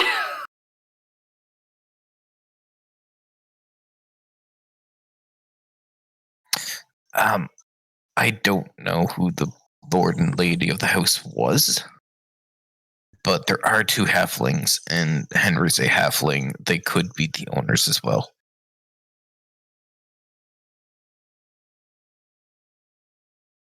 Shouldn't we offer them, like, help? I think they're beyond help. Listening to the conversation and seeing them, is there any issue around Grove with substance and people using it to cope with their problems? Would I know about this? Roll a history check, please. Yes, there is a underlying substance abuse issue in the city. Someone has been producing a substance known as pop, which is some kind of relaxant that is derived from the poppy seed. Walter White joke, obligatory Walter White, obligatory. Thank you, someone had to do it without Matt being here. We could corner the market. You are very familiar with usage of it from Artemis's manse and your time living there. Many of his collection were on the substance after they'd been in the manse a little while.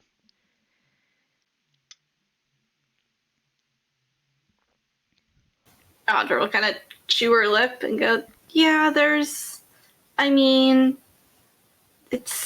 didn't think people use it recreationally it's kind of like it just, it relaxes you and it makes you not really feel pain. So. Yeah, and it also ends up killing you and ruining your life. I didn't say I supported it. And there's no need to defend it. No, I was just explaining what it is and what it does.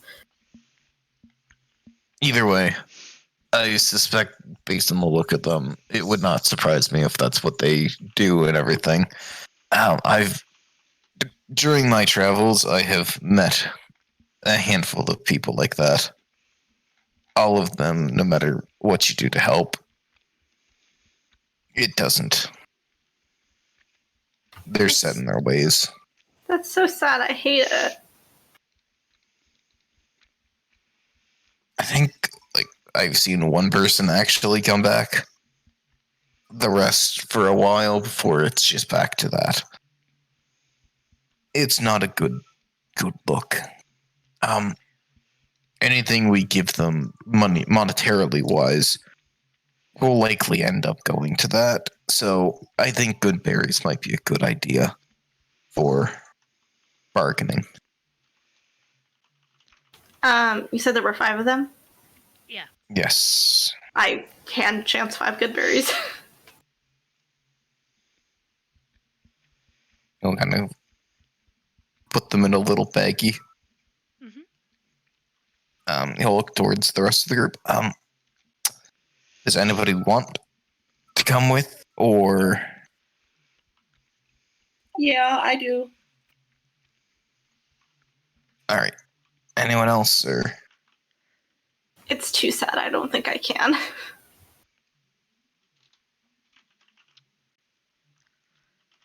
All right. Come on. When is it? We'll go deal with this then.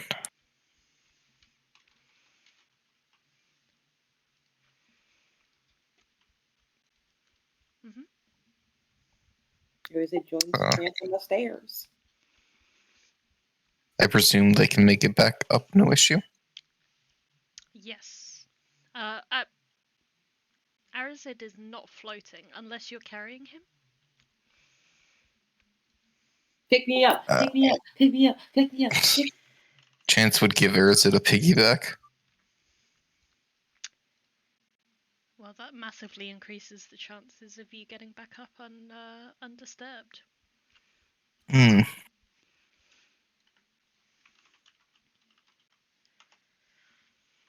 And you arrive back at the bottom of the stairs. Alright.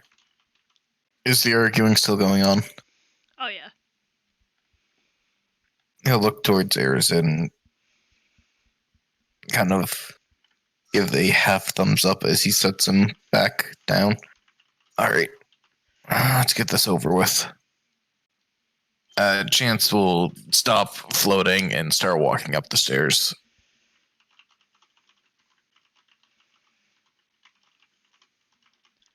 Okay. And Arazid follows? Yars. as you arrive at the top of the stairs, the arguing couple drop their argument immediately and are glaring at you. The one resting in the corner does not appear to have noticed your presence. He might be asleep. The two women playing cards are on the verge of tears and holding one another. The cards are spilt all over, forgotten. They're visibly shaking and scared of your presence. What do you want? Says one of the halflings. Look, I'm not from here. I know somebody of here. I'm looking around for some things to potentially help me with dealing with them. I have a couple questions. I have food in return. What kind of food? He'll kind of pull out the bag of good berries and dump them into his hand. One berry. Magical berries. Well, Oh, sorry.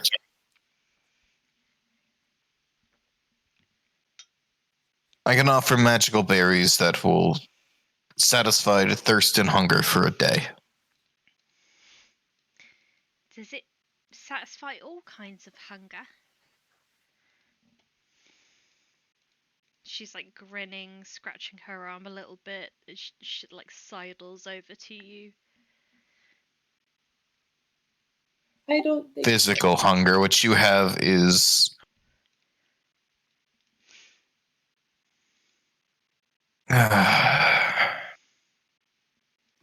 look, has anybody else been using this place for any... let me be more specific. Has anybody of the twins or any of their people been using this place for anything? The female halfling looks thoughtful, then shakes her head. We ain't noticed nothing. Vibe checking. Sorry. Go for it. Is the male, assumed to be the partner, will look at them kind of offendedly as well, like what are you talking about, woman? We had a group of people in here like yesterday. I get to make it with advantage because of that. Yes. You just told me. I don't even need to do the vibe check anymore, but I'm still gonna do it. Yeah, roll for the sake of rolling.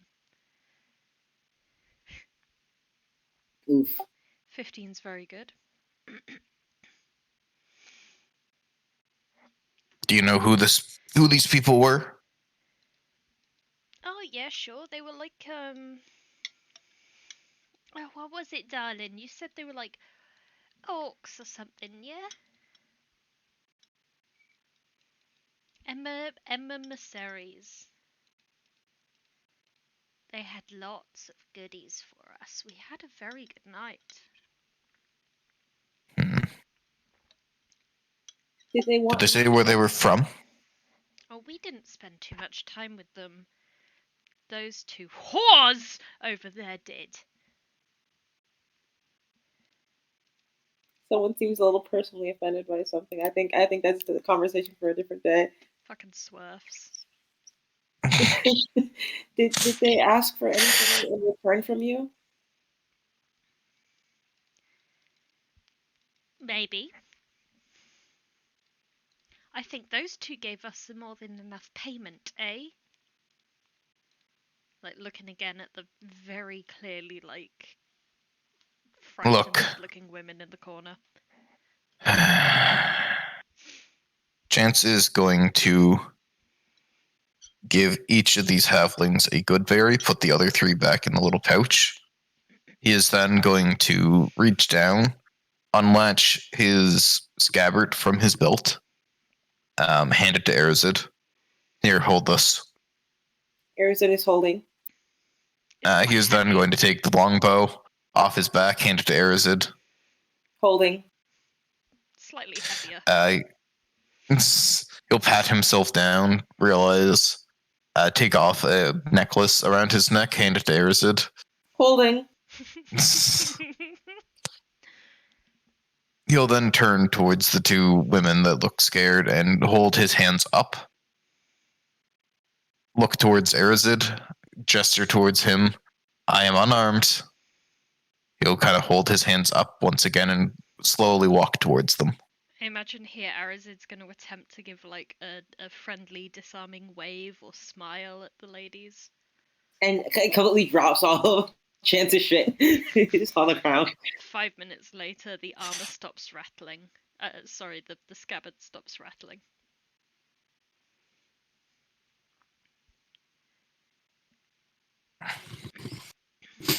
They are like pressed into the corner. They don't really have anywhere to go. One of them's eyes is darting between looking at your face, your hands, and the stairs. Chance is going to stop like a good 12 feet away from them and kind of kneel down. He'll take out... Look, I'm not here to take you anywhere. I am here to get some information. I'm looking into a death, and I believe that this location might have had some evidence.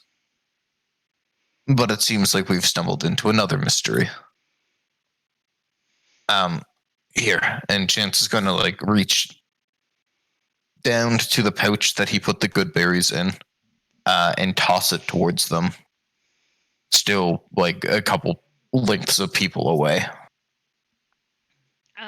They will not attempt to catch the berries, and they will like kind of like brush them off if the berries land on them.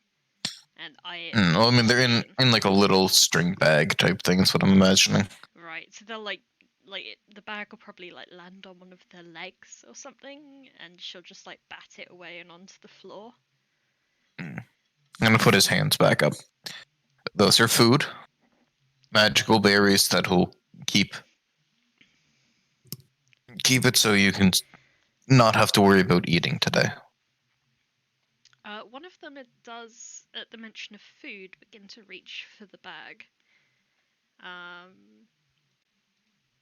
The one who has been like more hostile towards you slaps her hands, and the two begin a quiet argument.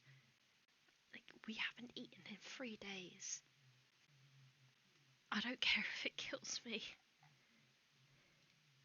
Didn't we always say we'd go together?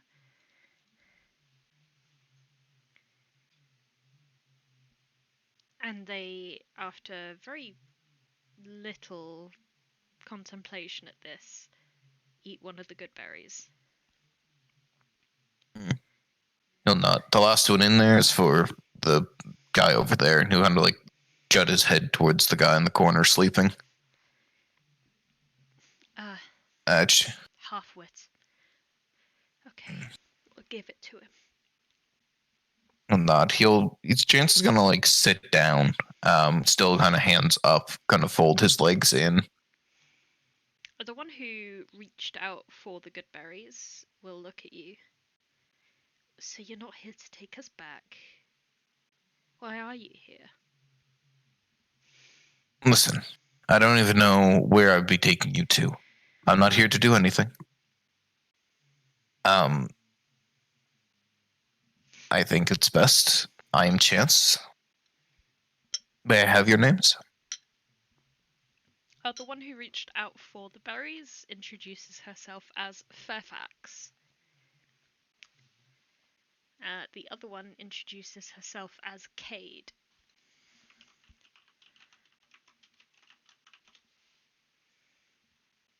All right. Fairfax, Cade, a pleasure to meet you. It appears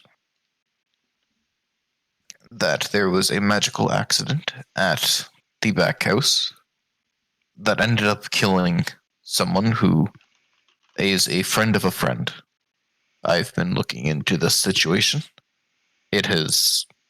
What I've learned thus far has led me to think that if it was sabotage, that this place may have been used as a hideout of sorts. Do you know anything about this accident, or if anybody within the past couple months have been in here that were not usual or have any connection to anybody from around here? Fairfax gulps. We had a frightful group squatting downstairs all last week. They're not from round here. Their armor is plated with black glass. They're big and fanged and horrifically orcish. They spoke in weird accents and of people that I've never heard of.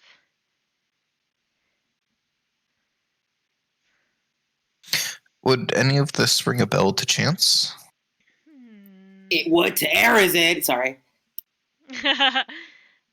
Roll a history check, please, Chance. It's history.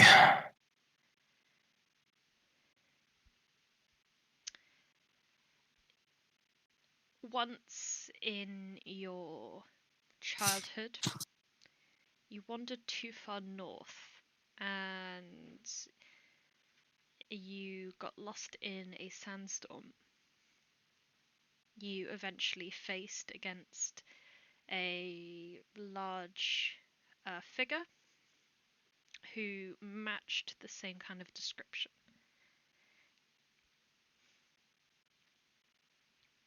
At the time, you were only a small child. The figure looked down upon you, said pathetic, and moved on. In addition to all the above description, the figure in particular had a red hand painted across their chest. When you got back to the settlements, if you were to have asked anyone about it, maybe in the days before you learnt absolute silence, you would have heard that that is one of the ghosts of the past.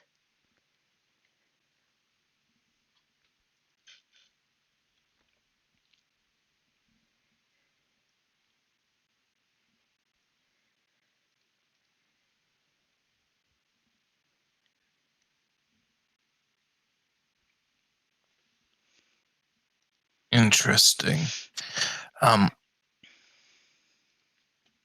That's all you know about them at all? Nothing more? Cade pipes up. They spoke of their leader.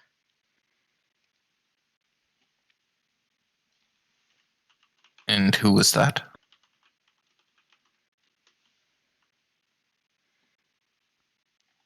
Azrael. I think it was.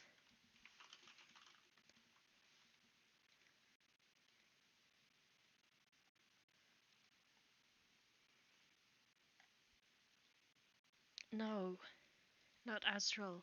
Azar. Azar Cool.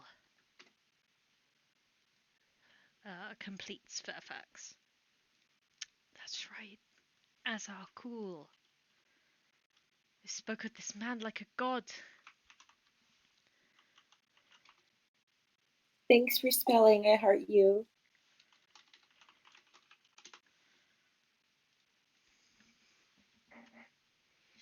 Interesting. You never seen this person at all? They spoke about him as if he were mythology. I see. The same way that we were taught to speak about. And then Cade steps in. We do not speak that name, sister. Come on! And Fairfax falls silent at the end, in that part of the sentence. I see.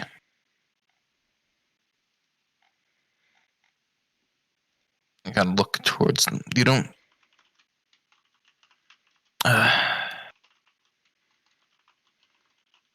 I don't mean to pry or anything, but is there anything we can do to help get you into a better situation?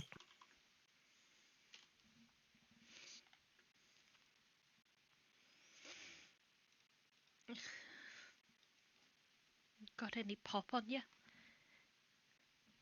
Just a taste? If I was to help you, you would give that shit up, and if I ever caught it on you again, I would take... James will bite his tongue. No.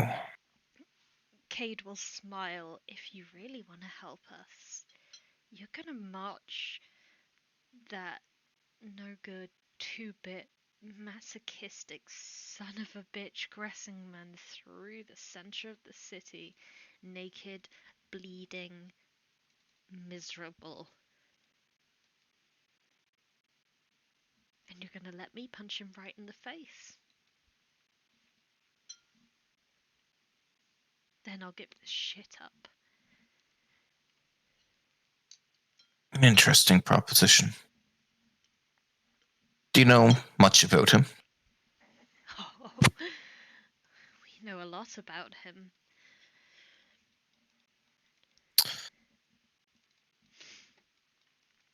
What about the guards?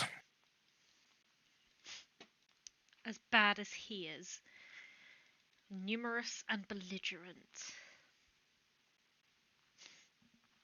He encourages it. He promotes people based on sadism. I'm gonna let you in. Someone once got the title of captain by giving him a slave's head on a plate.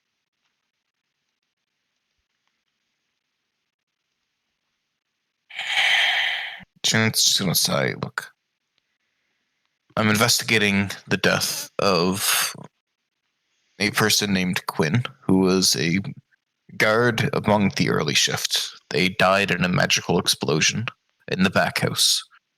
I believe Artemis has something to do with it. Do you have anything that could help me in finding this connection? Yeah, I remember that explosion.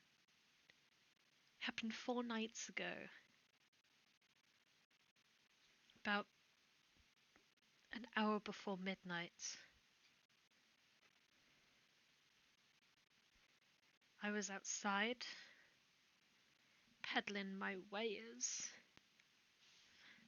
Kate does like a little hip jiggle at that.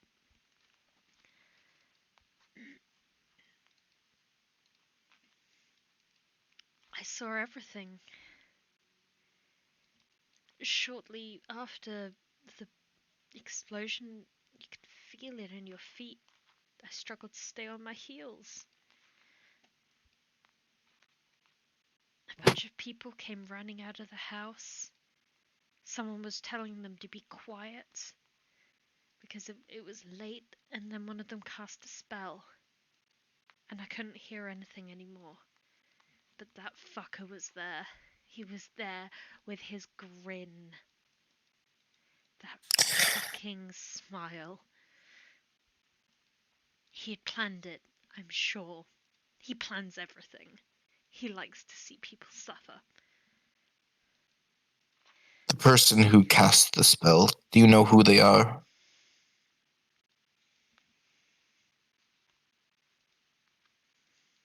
That I do not know. You say it was a teaching, a magical exercise? Normally they have 3 different people cast the spell. And something is meant to transfer from the caster to the person paying to be bolstered artificially with magic.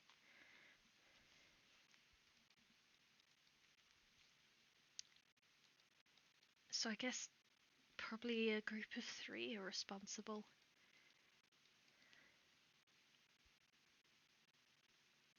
Well, this is cleared up quite a bit to the point where I am 100% sure Artemis is behind it. If someone were to seek an audience, what would be the best way to go about doing so? Well, it helps if you are young and pliable looking. Cade looks you over. You might do if you cut your hair or put on slightly less flashy clothes. You could also prove yourself in combat or misery.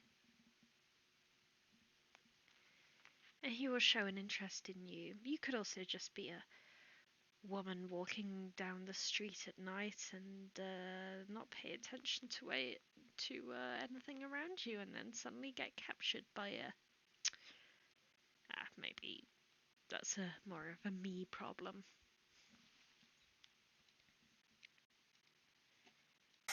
He wants to give this person a hug so bad, but does not want to invade their personal space. So And instead, your he's just hands going to are very busy. They are very full. Yes, they are very full. So he's just going to. I apologize for what you had to go through. I know words are nothing, but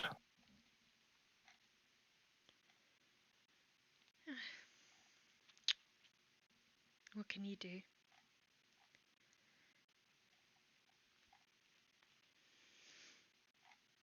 Chance is going to stand. He's going to reach towards his belt where his coin purse is. He's going to let out a sigh as he pulls out a single Onalembi's gold. He's going to flick it towards the women. They will scrabble to catch it. Look, I know I can't do anything once I leave here. If you use it to buy drugs, so be it if that's what you want to rule your life. Or you can take that money and attempt to better yourself. The choice is yours. He's going to turn back towards Arazid, recollect his things. He's going to look towards the two halflings. I would argue the same to you two. But given what I've heard, and heard quite a bit of it, it seems like you don't want to better yourselves. And he's going to turn towards Arazid. All right, let's go. Arazid's going to be like, wait. I don't know. Is it really okay to be leaving? What else do you want to do? We've gotten information. There's nothing else here. I guess we should make a game plan, but are you sure you don't want to search the house or anything? What's all up? Like, is this just like one area? Is there any rooms connecting, or? This floor is more like an open plan attic looking area. The floor below is like corridor with some adjoining rooms, and the floor below that is the ground floor where the kitchen and the living room and the other two party members are. We can. You're gonna look back towards the five of them. We're gonna do some looking around and everything. Do not mind us. We've already given you payment as to not bother us. He'll kind of adjust, his weaponry as it's back on his person. Okay. And walk to regroup with the others. Arazid's hands are now free! Yahoo! Audra's just kind of quietly pacing the corridor where you guys left her. What is Solas doing? I honestly think he would have gone outside, like just outside the entrance, just to make sure that nobody notices, really. Okay. You could do that through like a crack in the door that's not quite attached if you desire.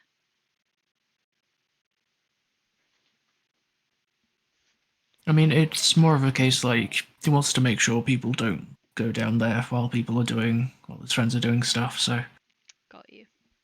he'd be fine waiting outside.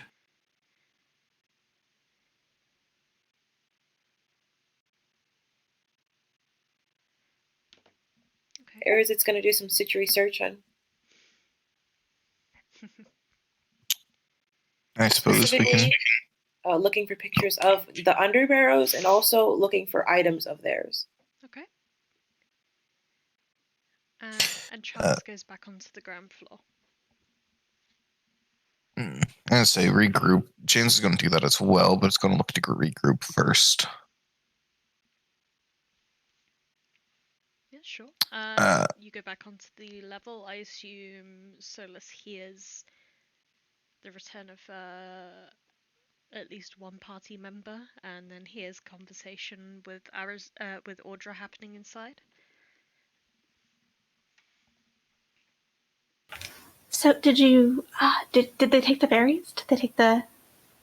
They did. All of them, as I expected, are addicts. At least one of them, if not two, are working as escorts. It's not uncommon, sadly.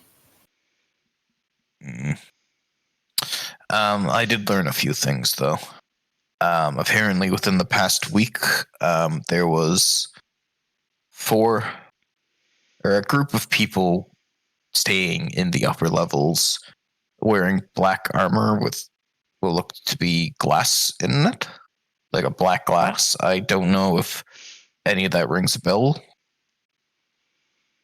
Does that sound similar to the creatures I saw when I was scrying, or different? It feels very similar. That's so strange. So you know I was scrying for Arazid earlier, and I saw creatures that looked to be wearing exactly that. Were they orcish? Yes. All right. Oh. I have a very peculiar question. Did they have any markings on the armor? Did they?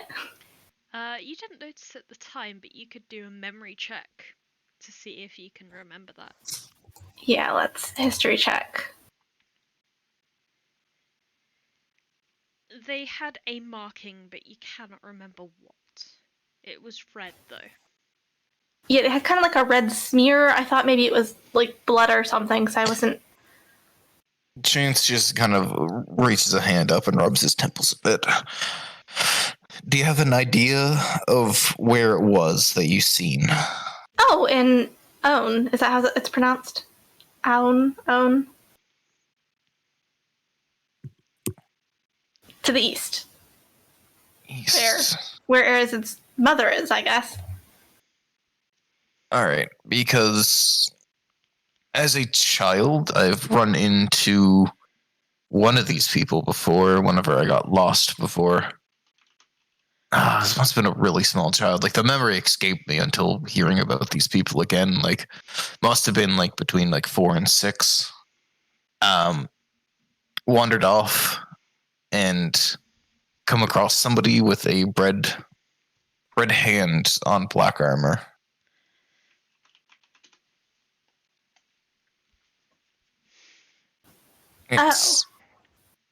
They were to the north, so I'm not 100% sure. Well, I mean, if there are some who've been here and some where you grew up, and there's some all the way in Own, then it seems like they're pretty widespread. The cult told me a name. Ghosts of the Past. Does that ring any bells to anybody? May I do another history check for dusty old books? Sure. Never mind. Consistent? You're being consistently average this evening, yes. This morning, this day. A spirit of the past is, to your knowledge, more based in like plant life and all the plants that were lost in the calamity, and the druids who have been working to try and bring those spirits back into current day. I mean, nothing related to this. All right. On to the more topical topic at hand. Well, finding Arazid's mother is definitely a priority. To the tune of figuring out what happened, I was able to pinpoint when the accident happened to, I believe it was 4 nights ago. One of the women that I spoke to felt the incident happening. Then spoke of people rushing out of the building, one person hushing them and casting, from what I hear, it's likely that they cast silence. They also pinned Artemis there with a grin. And from what they spoke of, it seems like they were, or perhaps all of them up there, were people that he abused at one point. Wait, so, okay, first, timing. So 4 days ago, Ren, correct me if I'm wrong, but like 2 days ago when we first got here, the cat said that they got here 2 days before that. So that would have been 4 days ago. That would have been around the same time? Yeah. That's timing. Okay, so this happened the same day my message reached the city to Sophia. Hopefully that's just a coincidence. I did send it to the... It's no matter. Okay, and then... Wait, what? They all work for the brothel? Or... I think the two that I was speaking of, at least the one that gave me that information's independent, and they said that they would... if Artemis was paraded through the streets, naked, bloodied, and she got to punch him in the face, would actually give up the drugs. So, and whenever I pushed for more information, turns out that it sounds like he kidnapped her, likely did terrible things, and then just kind of threw back on the streets. I always thought... The more I'm learning about this guy, I know growing up might have been different. The more I want to just march in there and put his head on a pike. I mean, I knew he was sadistic, but I always thought his partners were willing. That's... I think I'm gonna be sick again. Okay, what else did you learn? Well, apparently one of the captains got promoted because... they served a slave's head on a platter to Artemis. No, that was a thief. That.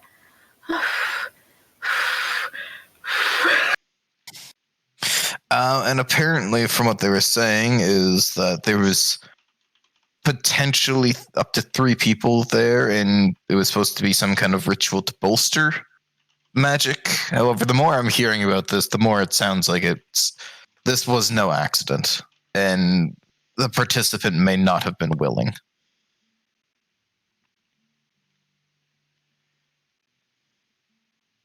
And I was told that the way to seek an audience is either through renown in combat or proving that you could take a beating, as well as a preference on flexibility in young men. I mean, it's very... just... Well, first of all, I can get us an audience if we need an audience. I can blow that damn door in. But, Look, I'm also not against just blowing the door open with a fireball as well. Sure, that's an option. Yes, I know they prefer, submissive partners.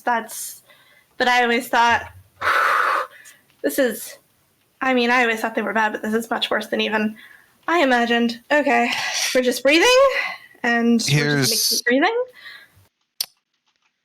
Solaris, how much do they know, do you think? Are they completely in on it, or there's something that's going on behind what they know? Could we move to them to rely on support, or if we bring this there, are we just going to get arrested for even hinting at potentially bringing Artemis to justice? I can also cast like a ritual spell for this, GM, like a augury or something. But can I also do maybe a historical vibe check on Solaris? Sure.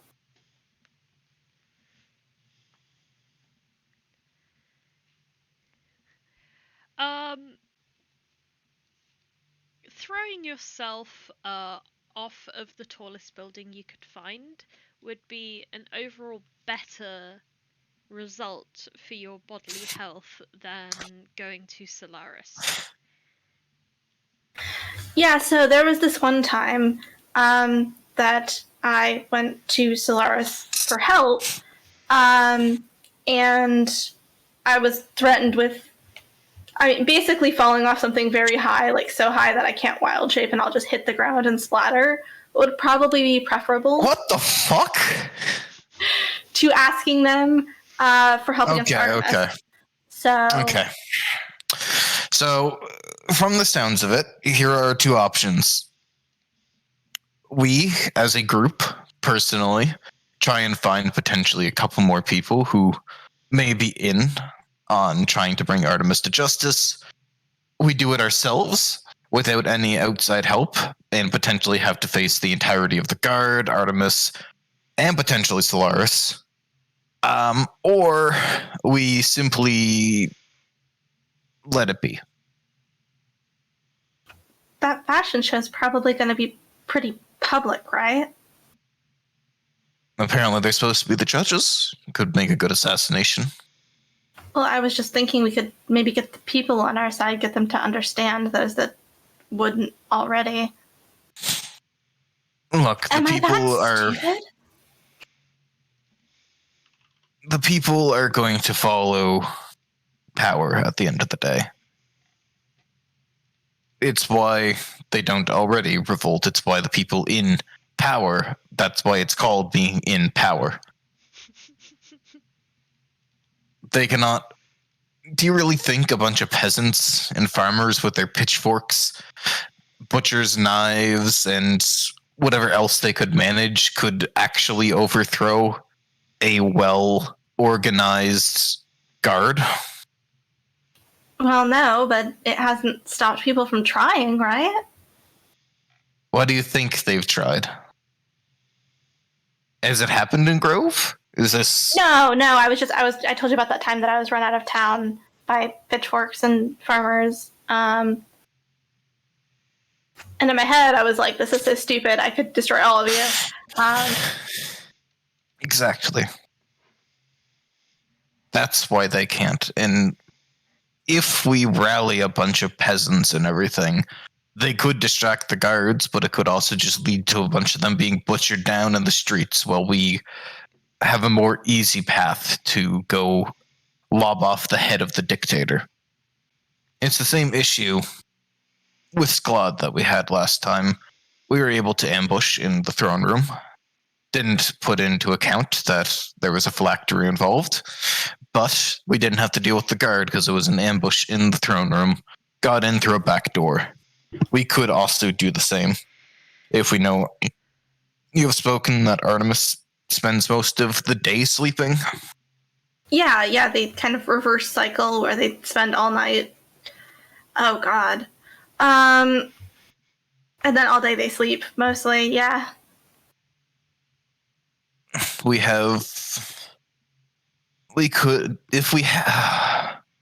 Is there a blueprint anywheres of the manse? Because we could just make a plan to go in and assassinate him while sleeping as well. Okay, regarding plans, how much would I know about the overall, Well, also we could get Vera's help, but Ren, how much would Audra know about like where Artemis sleeps? Possibly any knowledge of like their magical abilities? Like, do they have power word kill? How powerful are they? Good questions. You would have a decent idea of the layout of the ground floor and a woolly idea of the layout of the first floor. That you know that there is at least one room on both floors that is always locked, and only Artemis has the key, and only he may enter or leave it. You have seen him acting quite shady, and you have gotten like a hint of magical prowess from him in the past.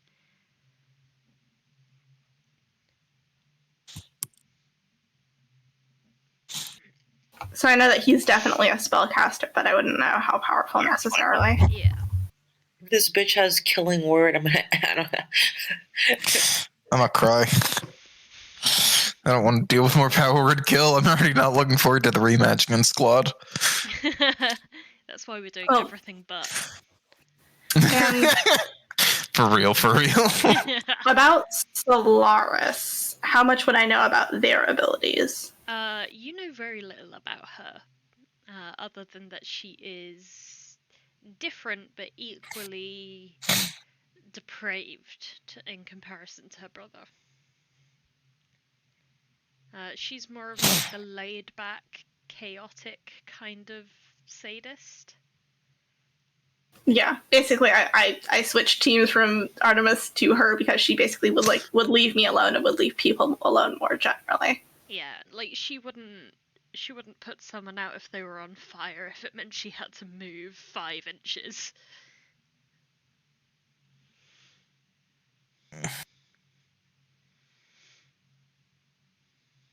So, the main thing is honestly not worried about the guard. More worried about them together. So the main thing is we can't fight them together. If we can't fight them together, then a joint assassination attempt in the middle of the fashion show wouldn't be the best. No. It would cause chaos and would have a lot of innocence there, so if they started using massive area of effects abilities, it would look very bad on their public image, yet given the nature of at least Artemis, I don't think he would care.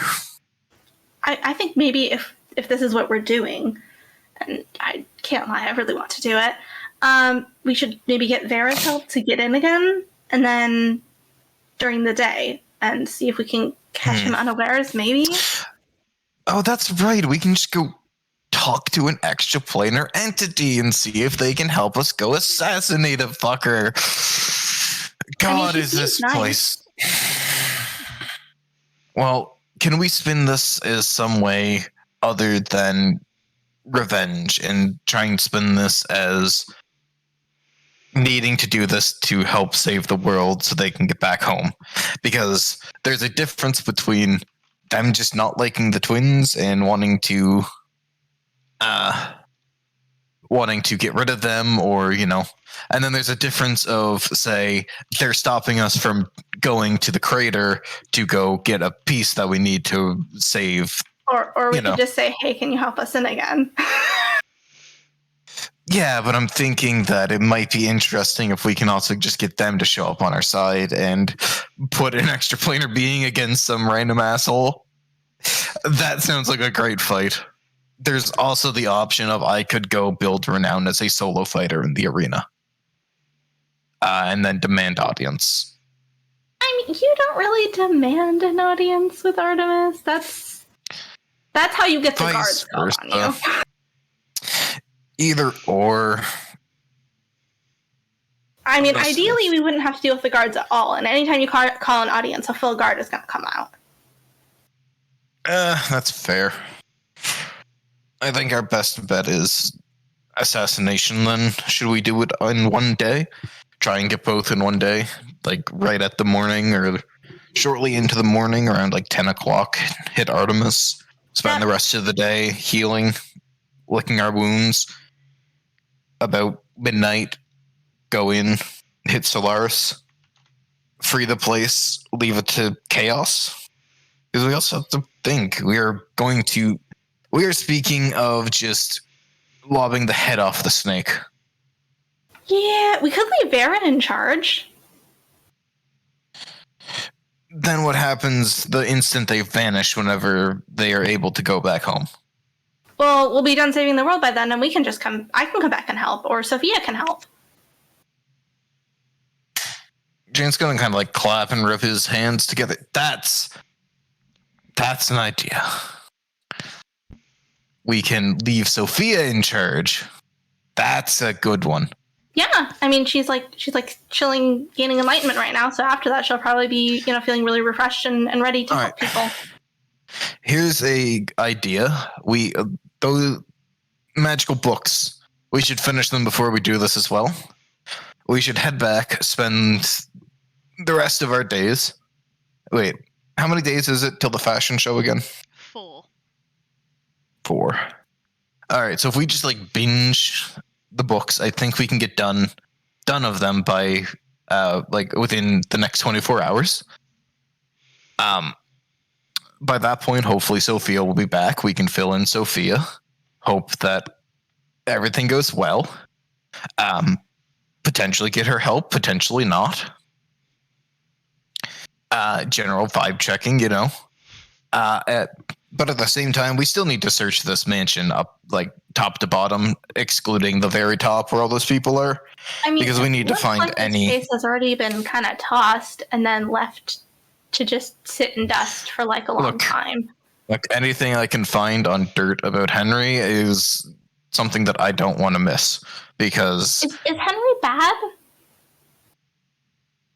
I mean, define what you call bad, because I have personal issues.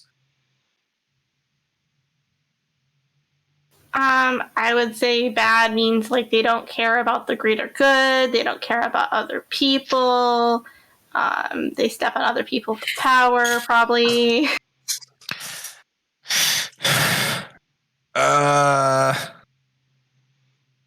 Yes. They don't feel guilt when they do bad things. I mean, I don't know the exact details, but I've worked for him in the past.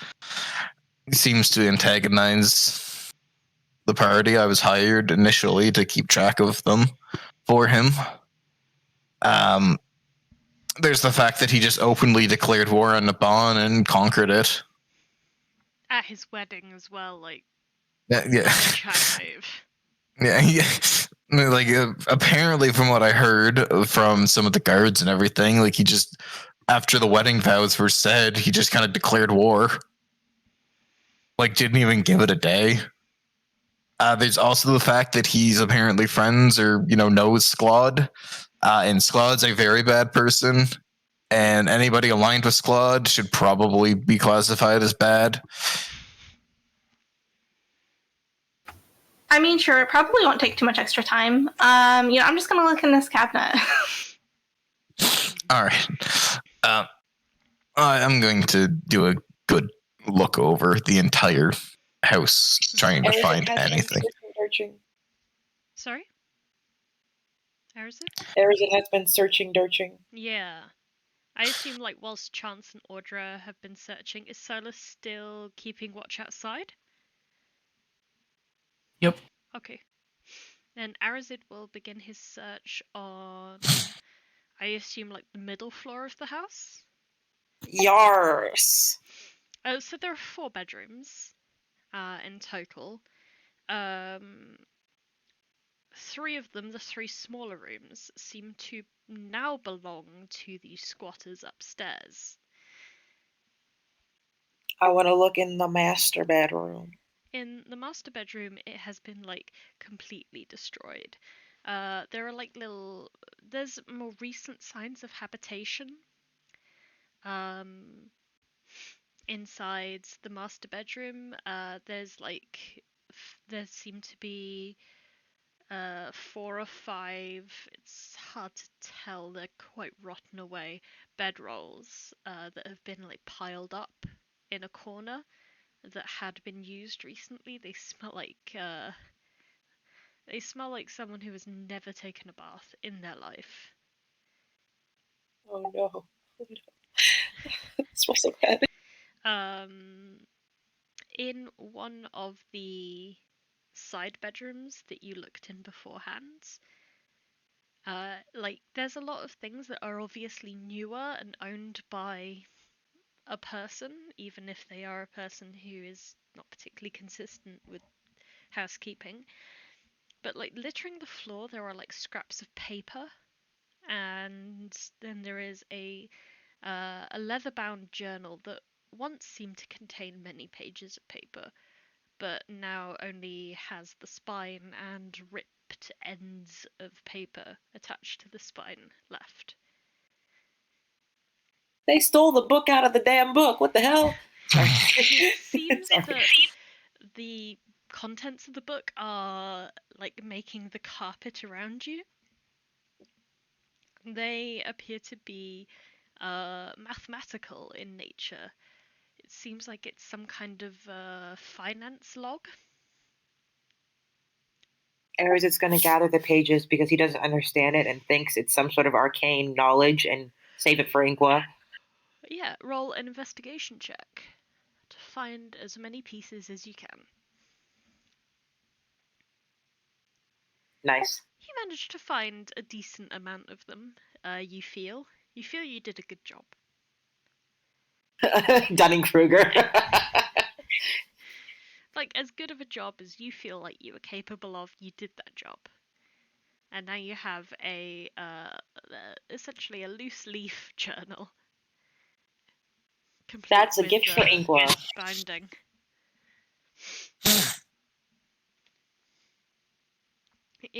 Back in the master bedroom, you find inside the closet, it appears that someone has constructed a rudimentary shrine.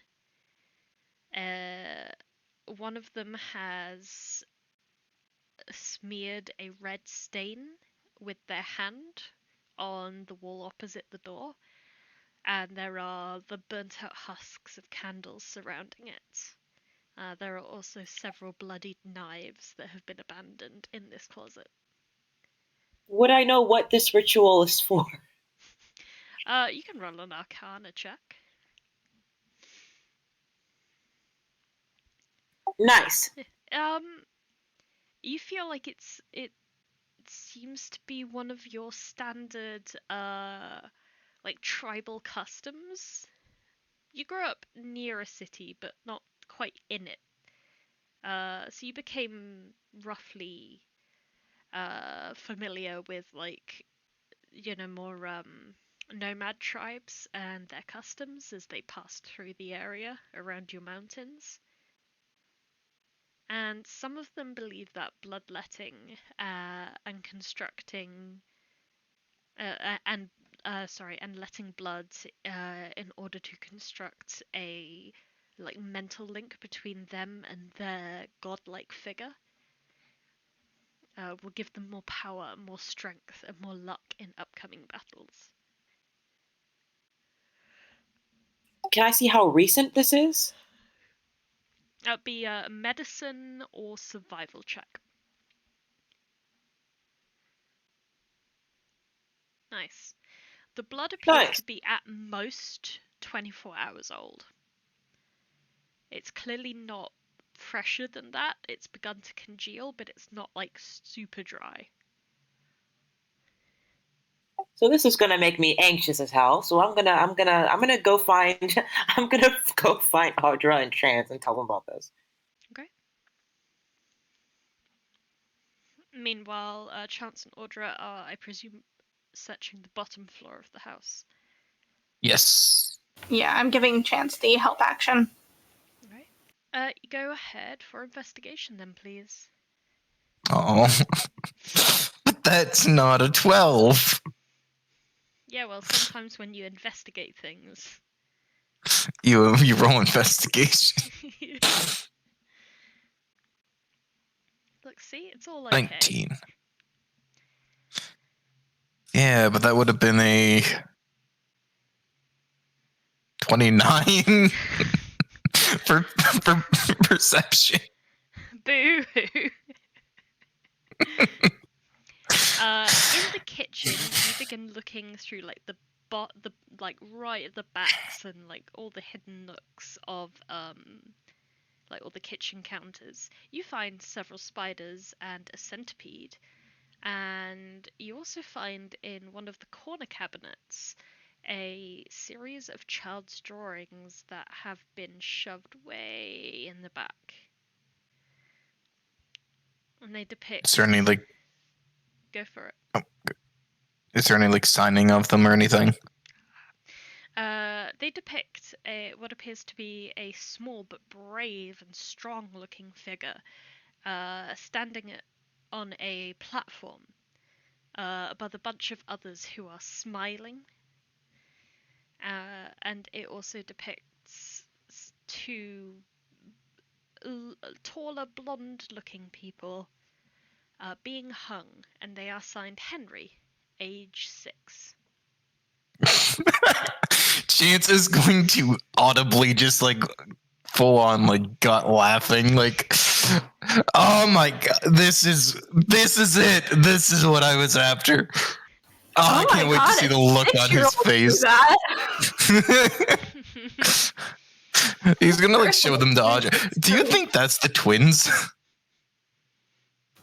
Actually, do they have pointy ears in addition to blonde hair? They might have pointy ears. They might have horns. This is yeah. That's actually yeah. I think those might be the twins. Chance puts all of these in his pack. Oh, I cannot wait to see the look on his fucking face whenever I just randomly throw these at him. It would be great to also hand deliver it with the twins' heads.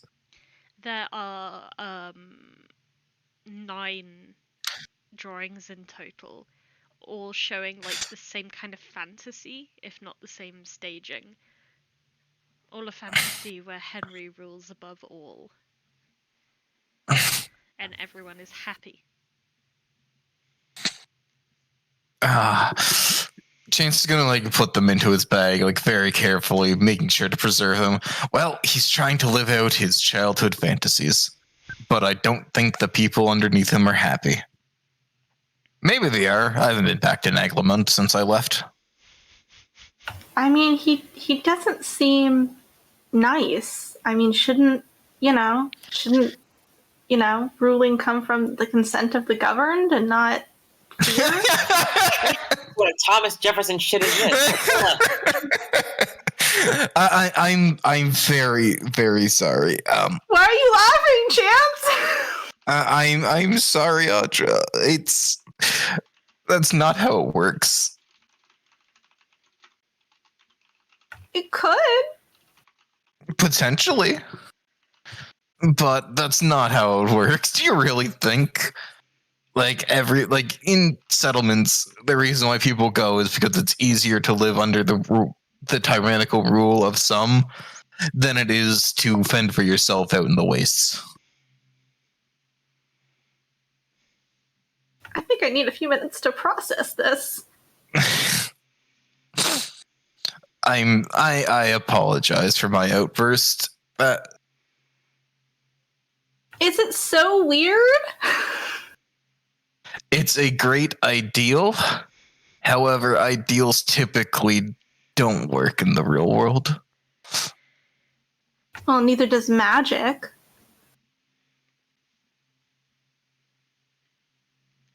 What? And I can do that. The original Magic. Alexander Hamilton. It works in the real world, yes. This is the real world. This is not some dream. I'm just saying, if I can impose my will upon reality just by feeling like it, people should be able to have a government that they don't absolutely hate. But that's the thing. These leaders, they're imposing their will on reality and those in it. Just as magic. But it should be benign. Somebody should rule because they care about the people. That can't be such a strange thought. Oh, it's not. It's just that it doesn't happen.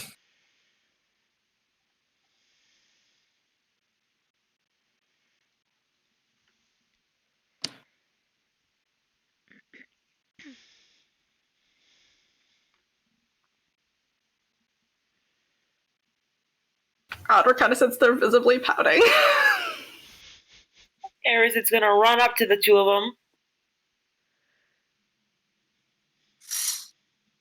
I'm sure Arazid will agree with me. Did you find anything, Arazid? Arazid's gonna tug on Chance's sleeve like his life depended on it. He says, I think we have a problem. And? I think you should look at the problem because I don't know what that is and I need help. Oh, okay. Well, let's go take a look. Okay, is this basement structurally sound? Because I can maybe fix the roof, or...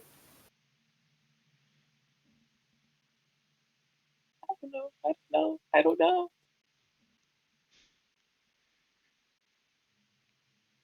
Chance will follow Arazid. Same. Arazid's gonna show them the weird cult closet. As soon as we see this closet, Chance wants to burn it. Realizing that would burn the entire place, decides that's a bad idea. Arazid's gonna explain that he thinks it's some sort of ritual for gaining strength, specifically before a big combat, and that it was made less than 24 hours ago. More than. Can I do more an than art? 24 hours ago. Yeah. Can I do a check to see if this is like magic or like religious shit? Yeah, you can try an Arcana check. This must be the shrine that those people that live above were talking, or they didn't talk about a shrine, they talked about the people who revered some kind of god. They named, apparently they were saying Azar Cool. Yeah, this is a shrine to them. But if this is like magical, what if they're planning like some sort of takeover? What if that happens? Wouldn't that be kind of insane? I mean, there are plenty of benign magics that use... I mean, I used your blood for a scrying spell last night. Sabra used your magic to, and sometimes your blood, to finish off a couple of the tattoos. Yeah, there's plenty of benign reasons. Is this a benign ritual, Ren? It, like, stepping into the closet, you get this this weird taste of sulfur in your mouth. You stare at this hand-shaped smear, and something about you wants to reach out and touch it. As you stare further into it, and attempt to divine what it means, you feel for a second the sensation that you are being perceived by an unfriendly figure. May I don't know how this would work, but may I use my magical abilities to try to look back? Look back? Yeah, if I'm being perceived by an unfriendly figure, I would like to look back. Your spellcasting ability is wisdom, right? Correct. Please make a wisdom save for me.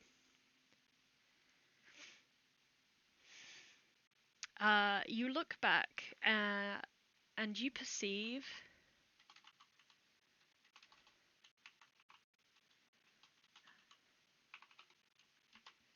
Let me just see if I can find a photo.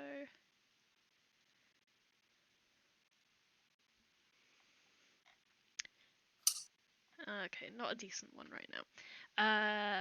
You see a gnarled, like, reptilian, orcish looking figure wielding a massive warhammer and with wings and a tail, standing above a cliff. In the lands beyond the cliff, you can see the entire region of southern Delore, including Grove, from a long way off to the east. This figure roars, and you hear 10,000 voices roar back. Cool! Cool! Cool! All of the candles burst into life once more as the vision fades. And while I'm having that vision, my eyes go white, so you guys definitely know something is up.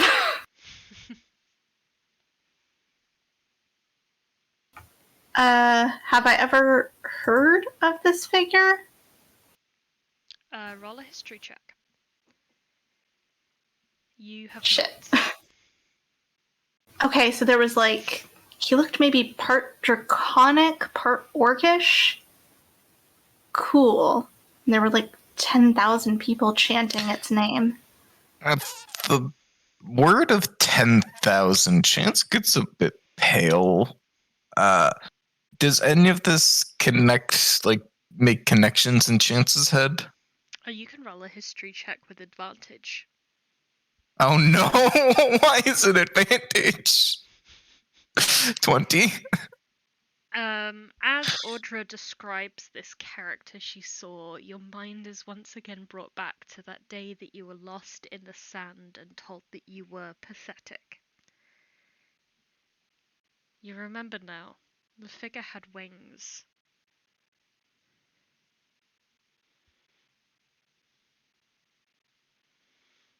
I've met this figure before. Okay, so definitely not a god. I mean, what is a god? We've released a god in Mechas. I feel like it's a bit of a misnomer for just a creature of incredible power, but... Oh no. Well, at least didn't have the connotation that I thought, but to the north of where I once resided among the cult is where I ran into this figure.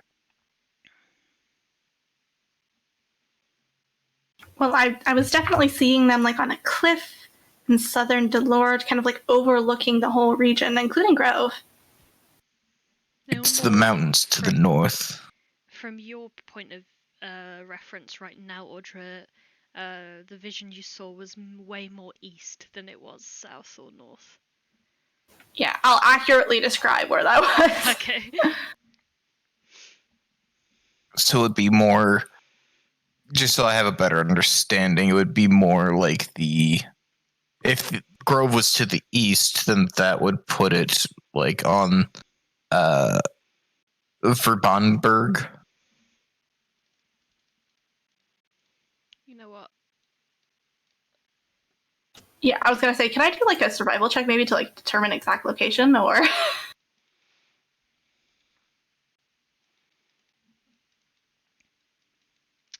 I'm just trying to get an idea, like even though it was Sealy, just so I can kind of like pin things. So east is from where you guys are is this away. Oh, are we back to? So maybe like the Entombing Dunes, Death Knell Cliffs, kind of what area was I feeling? Because I've been to Blue Rock.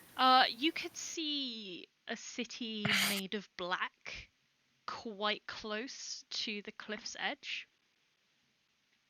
So you presume it was somewhere just off the map, around here. Okay, I would describe that.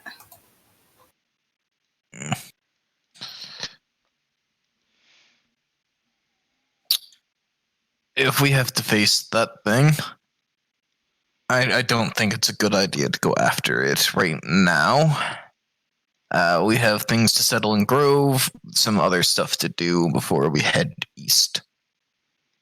I mean, we'll be going that way eventually for Arazid's mother, but... Yeah, that's probably... Look, I think we really it's best... probably need more information first. Yeah, we probably should start looking into things. Finish up what we're doing here first.